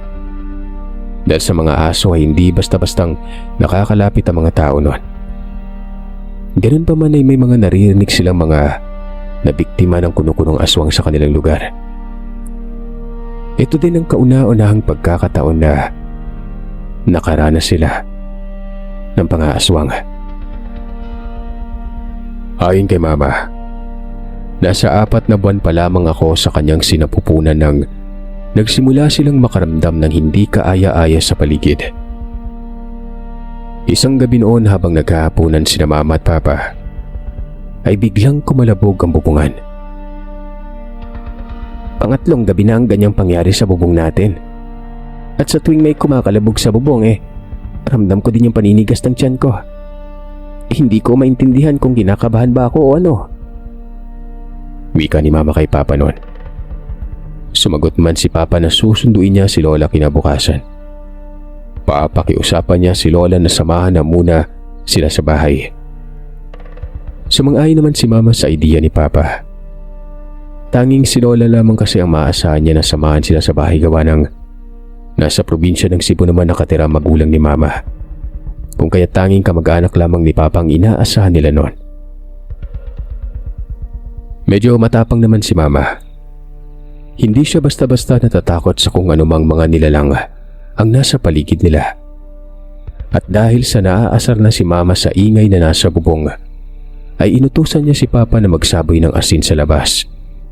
Maging sa pintana at pintuan namin, sa harap at sa likod noon. Maging sa mga bintana sa loob ng silid ng bahay. May 2 silid kasi ang bahay. Yung isang silid ay bakante at yung isang silid naman ang ginagamit nila Mama at Papa. Ginawa naman ni Papa ang sinabi ni Mama noon. Nagulat si Papa ng paghagis niya ng asin sa labas ng bahay. May biglang tumakbo papalayo at tumalon sa bakod palabas ng bahay na yon. Kasunod nito ay ang pagaspasan ng mga dahon ng tubo na nakatanim sa kabilang bahagi ng lupain. Ayon kay Mama ay namumutla si Papa nang bumalik ito sa kanya sa sala. Nang tanungin niya kung ano ang nangyari ay kaagad namang sinabi ni Papa na nakakita siya ng isang kulay itim at malaking pusa. Samantalang ang mga aso naman namin ay hindi na mahinto-hinto sa pagtahol. Paroot pa rito mga aso na may nakikita silang mga nilalang na hindi nakikita nila Mama at Papa. Ilang sandali pa ay nakarinig sila ng mga paggunay ng hayop na hindi nila maisalarawan kung anong uri ng hayop yon. Nakaramdam ng takot si Mama. Kaya kinuha niyang tabas na ginagamit ni Papa sa pagtabas ng mga damo sa tubuhan. Pakurba ang hugis ng itak. Mahaba ang hugis na sadyang ginawa para pang tabas. Hindi naman nagtagal ang pagkunin na yon ng hayop. Nawala din ito bago pa man matulog sina Mama at Papa. Kinabukasan, maaga pang nagising si Papa at inasikaso ang kanilang mga alagang hayop. Pinakain niya muna mga ito bago nag-agahan at umalis papunta sa kabilang barangay para sunduin si Lola. Si Mama na naiwan sa bahay ay inasikaso muna ang kanyang mga pananim.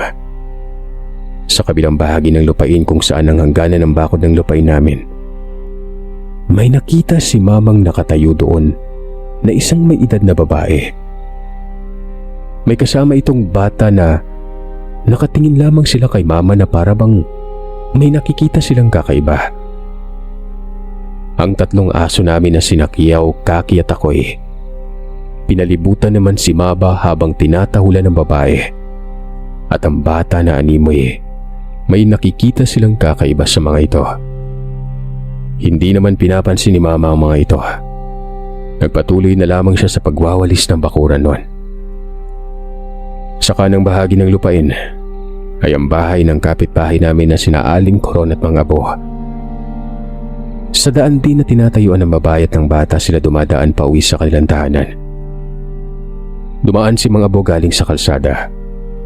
Nang malapit na ito sa lugar, bigla na lamang nawala sa isang iglap ang mag-ina. Natakot na namangha si Mama sa kanyang nakita noon. Naisip niya na hindi na tama ang nakikita niya kung kaya't pumasok na lamang siya sa bahay. Sinarado ang pintuan. Ang mga bintana na gawa sa jealousy ay binudbudan ni Mama ng asin at isinara ang itaas na bahagi. Pero ang mga bintana sa silid ay tuluyan niya na lamang isinara sa takot niya na baka lapitan siya ng babae at ng bata na nakita niya sa labas ng bakod noon. Nanatili lamang siya sa loob ng bahay kasama ang 3 aso. Hanggang sa dumating na si Papa kasama sina Lola at Lolo. Nung una ay natakot pa si Mama na magbukas ng pintuan. Pero nang tinawag na ni Papa ang pangalan niya, doon pa lamang siya bumukas ng pinto. Kagad namang tinanong ni Papa si Mama kung ano ang nangyari, kung bakit nakasarado ang mga bintana maging ang mga pintuan noon. Ikinuwento naman ni Mama ang lahat. Sinabi naman ni Lolo na ganyan talagang nangyari kapag may buntis. Talagang hinahabol ng mga nilalang na hayok sa laman, lalong-lalo na sa samyo ng sanggol. Sinabi din ni Lolo na maaaring ang mga nilalang na ito ay nakatira hindi kalayuan sa lugar namin. Dahil kung sakaling nakatira ito sa kabilang barangay, malamang hindi na naaamoy ng nilalang ang tiyan ni Mama. Maliban na lamang kung ang nilalang na naghahabol sa kanya ay palaging dumadaan sa lugar namin at nakikita si Mama noon. O hindi kaya ay pumunta si Mama sa ibang lugar kung saan nakasalamuha niya ang nilalang. Kaya siya nasundan.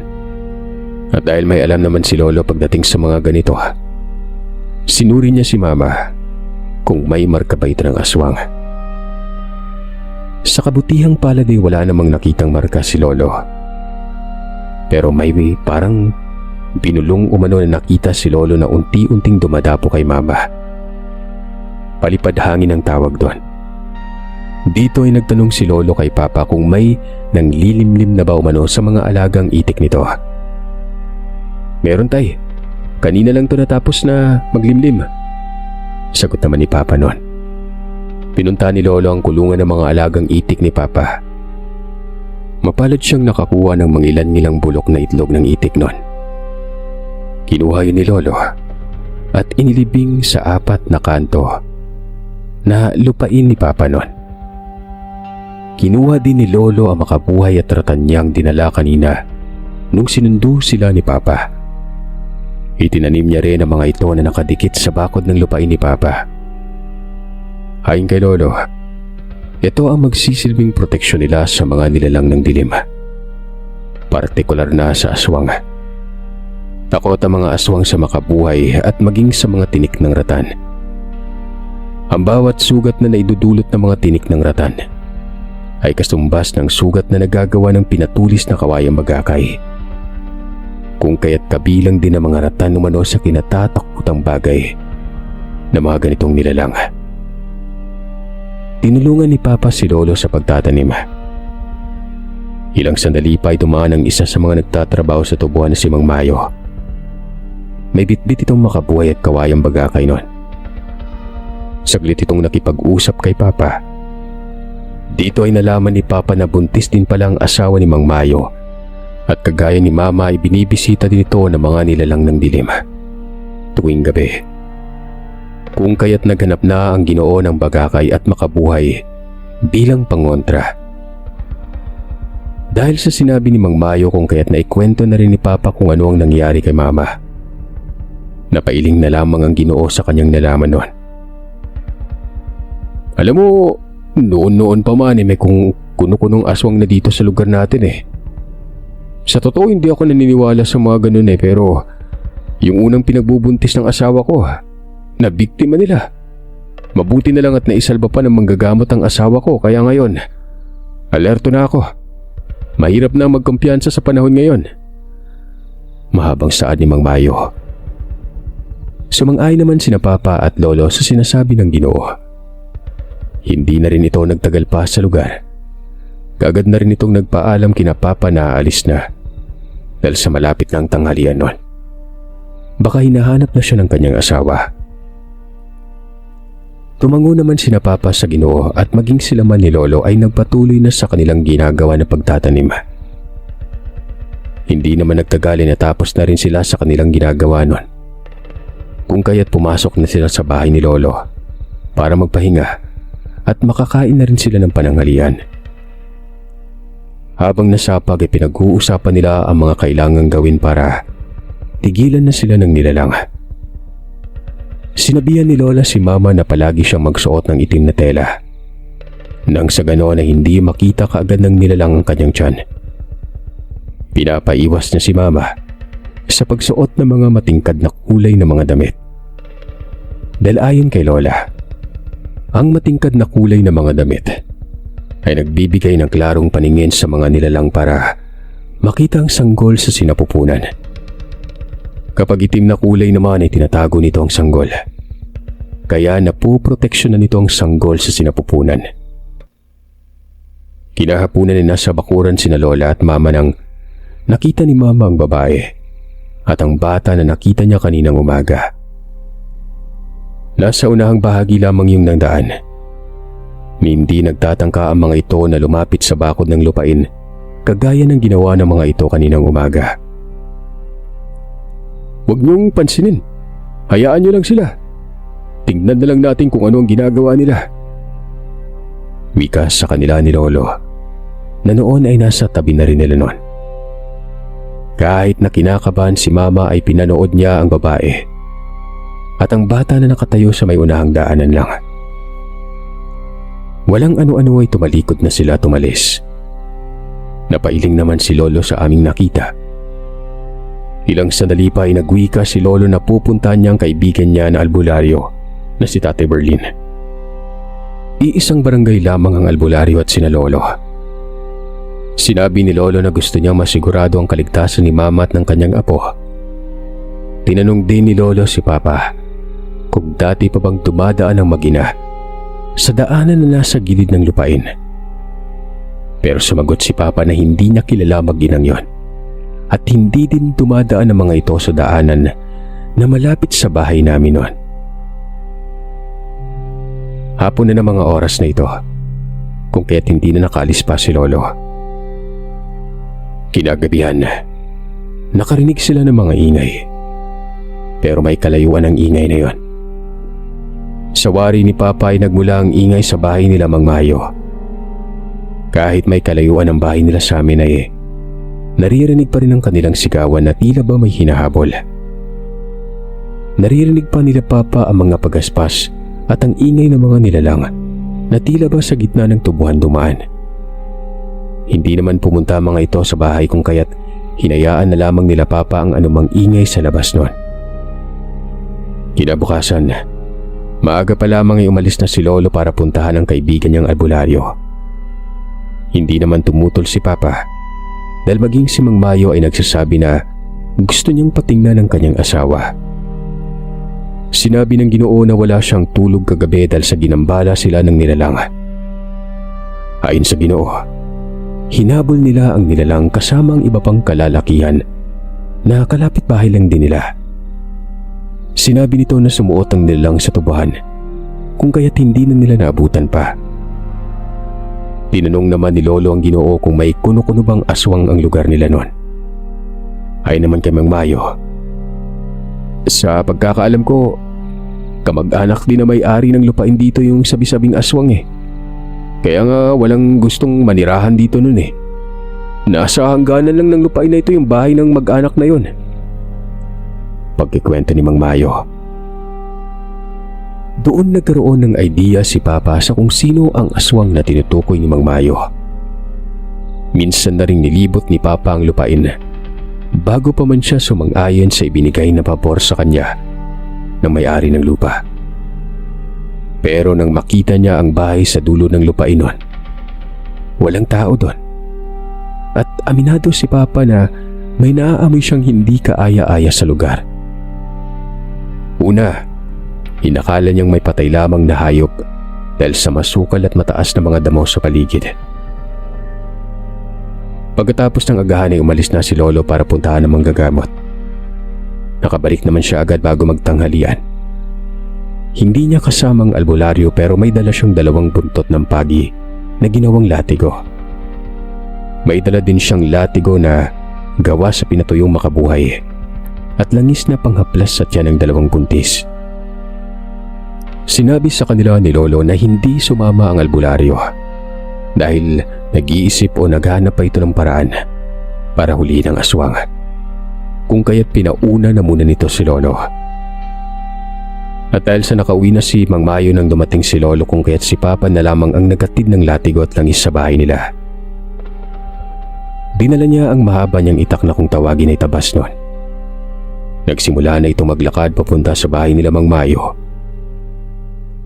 Paparating pa lamang siya sa bahay ng mag-asawa nang makita niya ang babae at ang bata sa labas ng bakuran ng mag-anak. Habang ang asawa naman ni Mang Mayo ay sumisigaw na naman sa sakit ng kanyang tiyan. Napasigaw si Papa, tinawag si Mang Mayo. Dahilan para mahinto ang babae sa pagbuka-buka ng kanyang bunganga. At napatitig ito kay Papa. "Hoy aswang! Tanghaling tapat nangangaswang kayo mag-ina. Umalis kayo, alis!" Malakas ang boses ni Papa habang binabanggit ang mga katagang ito. Bago umalis sa mag-ina ay tinitigan pa siya ng masakit habang nagsasabi ng, "Ikaw, kapag hindi pa kayo umalis sa lugar na ito, hindi ko kayo titigilan. Uubusin ko yung lahi ninyo. Tandaan nyo yan." Wika ng babae. Wala namang ibang nasagot si Papa kundi ang, "Subukan mo kung kaya mo." Pagkatapos ay muli niyang iwinasiwas ang dala niyang latigo na gawa sa buntot ng pagi. Mabilis naman na tumakbo papasok sa tupuhan ng babae. Kasama niya ang bata na sa tingin ni Papa ay hindi naman ito kagaya ng kanyang ina. Alam mo yung parang normal lang. Ganun pa man ay hinayaan na lamang ni tatay na makaalis ang babae. Ilang sandali pa ay lumabas na rin si Mang Mayo. Tila ba nakahinga ito ng maluwag na makita niya si Papa. Pinapasok ni Mang Mayo si Papa. Pero mas pinili ni Papang suriin na muna ang paligid ng bahay ni Mang Mayo. Dito ay napagtanto ni Papa na kahit pa may pangontrang paligid ng tahanan ng mag-asawa, nagagawa pa rin makalapit ng nilalang. Siguro ay walang alam ng mga buhay na kataga si Mang Mayo. Hindi kagaya ni Lolo na habang naglilibing siya ng mga pangontra, ay may binibitawan siya ng mga kataganon. Dahil sa hindi magandang sitwasyon na nakita ni Papa sa bahay ng mag-asawa, niyaya niya na lamang si Mang Mayo na sa bahay na sila manatili muna. Malapit na kasing manganak ang kanyang asawa noon. Samantalang si Mama naman, malayo-layo pa. Saglit na nag-usap ang mag-asawa sa alok ni Papa. Dagdag din kasi sa ikinakabahala ni Mang Mayo ang bahay nilang gawa lamang sa pinagtagpi-tagping tinadtad na kawayan noon. Ang kanilang bubong naman ay gawa sa yero, pero hindi naman ito ganun katibay ang pagkakagawa. At dahil prioridad nila ang kaligtasan ng buntis at ng sanggol nito sa sinapupunan, kaya pumayag silang sa bahay na muna sila manatili. Uuwi na lamang si Mang Mayo sa umaga at sa hapon para mabigyan ng pagkain ng mga alaga nilang hayop. Habang naghahanda mag-asawa ng kanilang dadali na gamit ay umuwi na muna si Papa para kausapin si Mama sa plano niyang pansamantalang pagpapatira sa mag-asawa sa bahay. Kaagad namang pumayag si Mama sa idea ni Papa. Naawa din kasi siya sa buntis na si Coron. Lalo na at magkasing edad lamang sila nito. Pareho pang panganay ang kanilang pinagbubuntis. Kagaya ng sinabi ni Mang Mayo, ang unang pinagbubuntis ni Coron, yun nga ang nabiktima ng nilalang. May 2 taon na ang nakaraan. Kaagad din naman na bumalik si Papa sa bahay ng mag-asawa para tulungan ang mga ito sa pagbuhat ng mga gamit na kanilang dadalhin. Nang nasa kalagitnaan na ng daan si Papa noon, ay muli niyang nakita ang mag-ina. Wala naman itong ginawa. Nakatitig lamang ito ng hindi maganda na parabang isa siyang kriminal kung titigan siya ng ginang. Pagdating niya sa bahay ng mag-asawa ay nakahanda ng mga ito sa pag-alis. Sinabihan niya si Aling Coron na mag-aplas muna ng langis, lalo na ang tiyan at ang kanyang mga pulso. Ginawa naman yun ng ginang. Maging si Mang Mayo man ay nag-aplas na rin ng langis noon. Mas mainam nang ligtas tayong naglalakad, wika pa sa kanila ni Papa. Pagkatapos nila mag-aplas ng langis ay nagsimula na silang maglakad papunta sa bahay. Pinagbitbit pa ni Papa si Mang Mayo ng buntot ng pagi, kahit tanghaling tapat. Ultimong si Papa ay may hawak-hawak din na buntot pagi noon. Naunang naglakad si Mang Mayo. Sa gitna naman si Ginang Coron at si Papa ang nasa hulihan. Habang naglalakad sa pagitan ng dalawang tubuhan kung saan ang daan patawid papunta sa bahay namin, ay nakakarinig sila Papa ng mga huni ng hayop na kagaya ng nakaraan ay hindi nila mailarawan kung anong uri ng huni ang kanilang naririnig noon. Pero nakakapanindig balahibo ang tunog na ito. Ibinasiwas ni Papa ang hawak-hawak niyang buntot pagi. Pinaghahambalas niya mga puno ng tubo. At ganun na lamang ang gulat nila nang biglang may pumalahaw ng sigaw habang pumapagitna sa mga tubuhan. Malakas ang paggalaw ng puno ng mga tubo. Naaakalain mong may malakas na hangin na dumaan sa lugar. Natakot si Ginang Coron pero sinabihan siya nila Papa at Mang Payo na lakasan niya ang kanyang loob. Mukhang lumayo na rin ang nilalang kung kaya't hindi na sila maggagawa ng masama nito. Maayos naman silang nakarating sa bahay. Habang si Lolo naman ay kagad na kumuha ng luya. Hinipa ng noo ni Aling Cora dahil sa batid ni Lolo na may marka na ng aswang ang ginang. Ganon pa man ay hindi niya ito kayang alisin dahil sa hindi naman siya albularyo. Ang tanging magagawa lamang niya ay lagyan ng proteksyon ang katawan ng ginang noon. Pero pansamantala lamang ito, gaya ng itinuro sa kanya ng kaibigan niyang albularyo. Kinagabihan, tila ba nagkaroon ng lakas ng loob ang nilalang na salakayin sila kahit pa napapalibutan ng pangontrang lupain. Hindi nito kaya makapasok sa bakod, pero todo ang huni nito. Galit na galit at nangkikikilyot. Pero tila wala ito magawa dahil napapalibutan na ng pangontrang lupain na ito.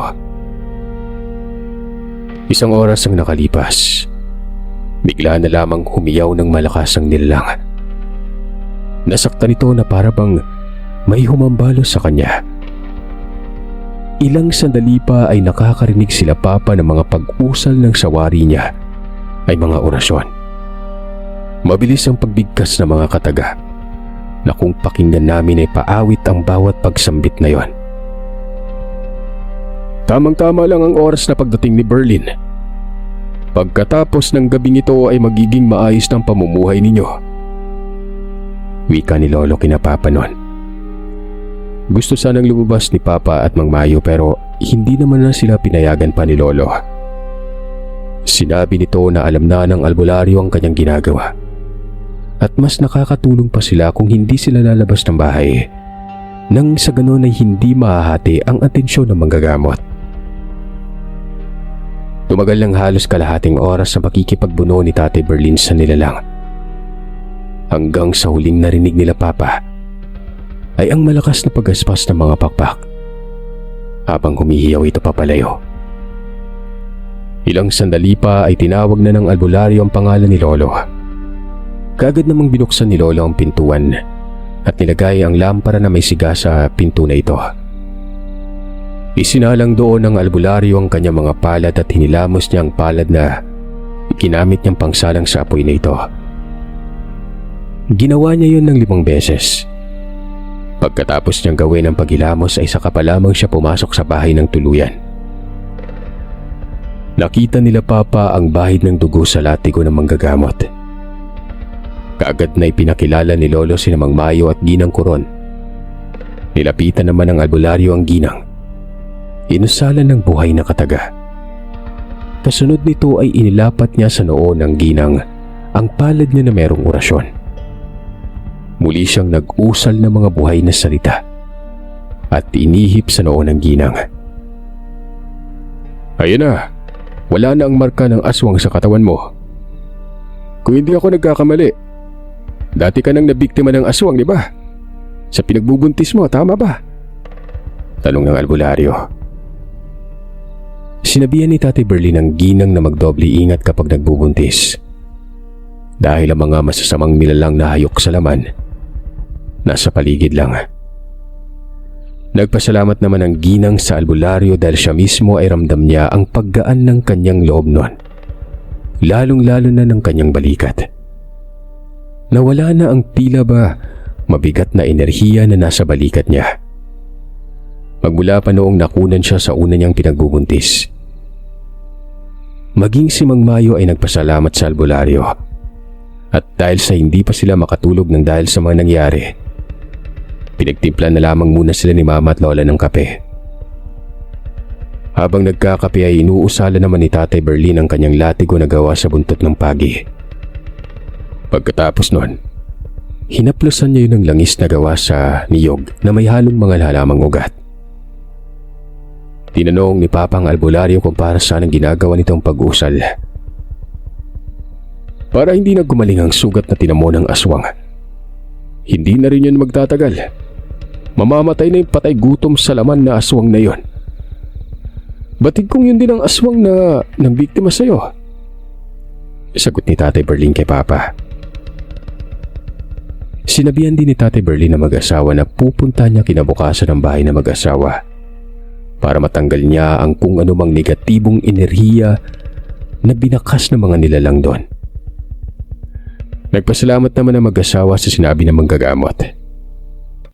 Kinabukasan, bago pa man sumikat ang araw, dumating ang tauhan sa bahay na may-ari ng lupain. Nagbalita ito ng amo nila. Pinapatawag si Papa noon. At kung maaari ay magsama ito ng magaling na albularyo.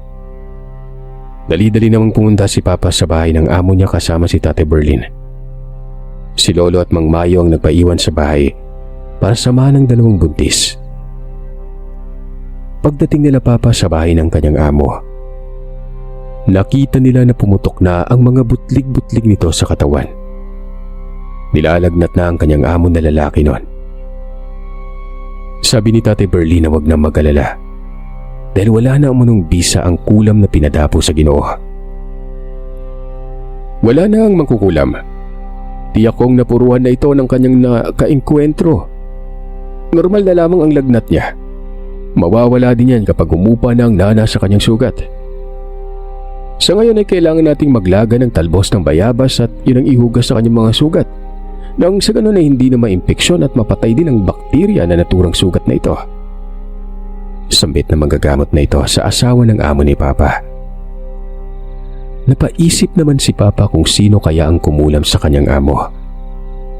Ito din ang tanong ng ginang. Ayon sa albularyo na hindi nalalayo sa pamilya ang kumulam sa Ginoo.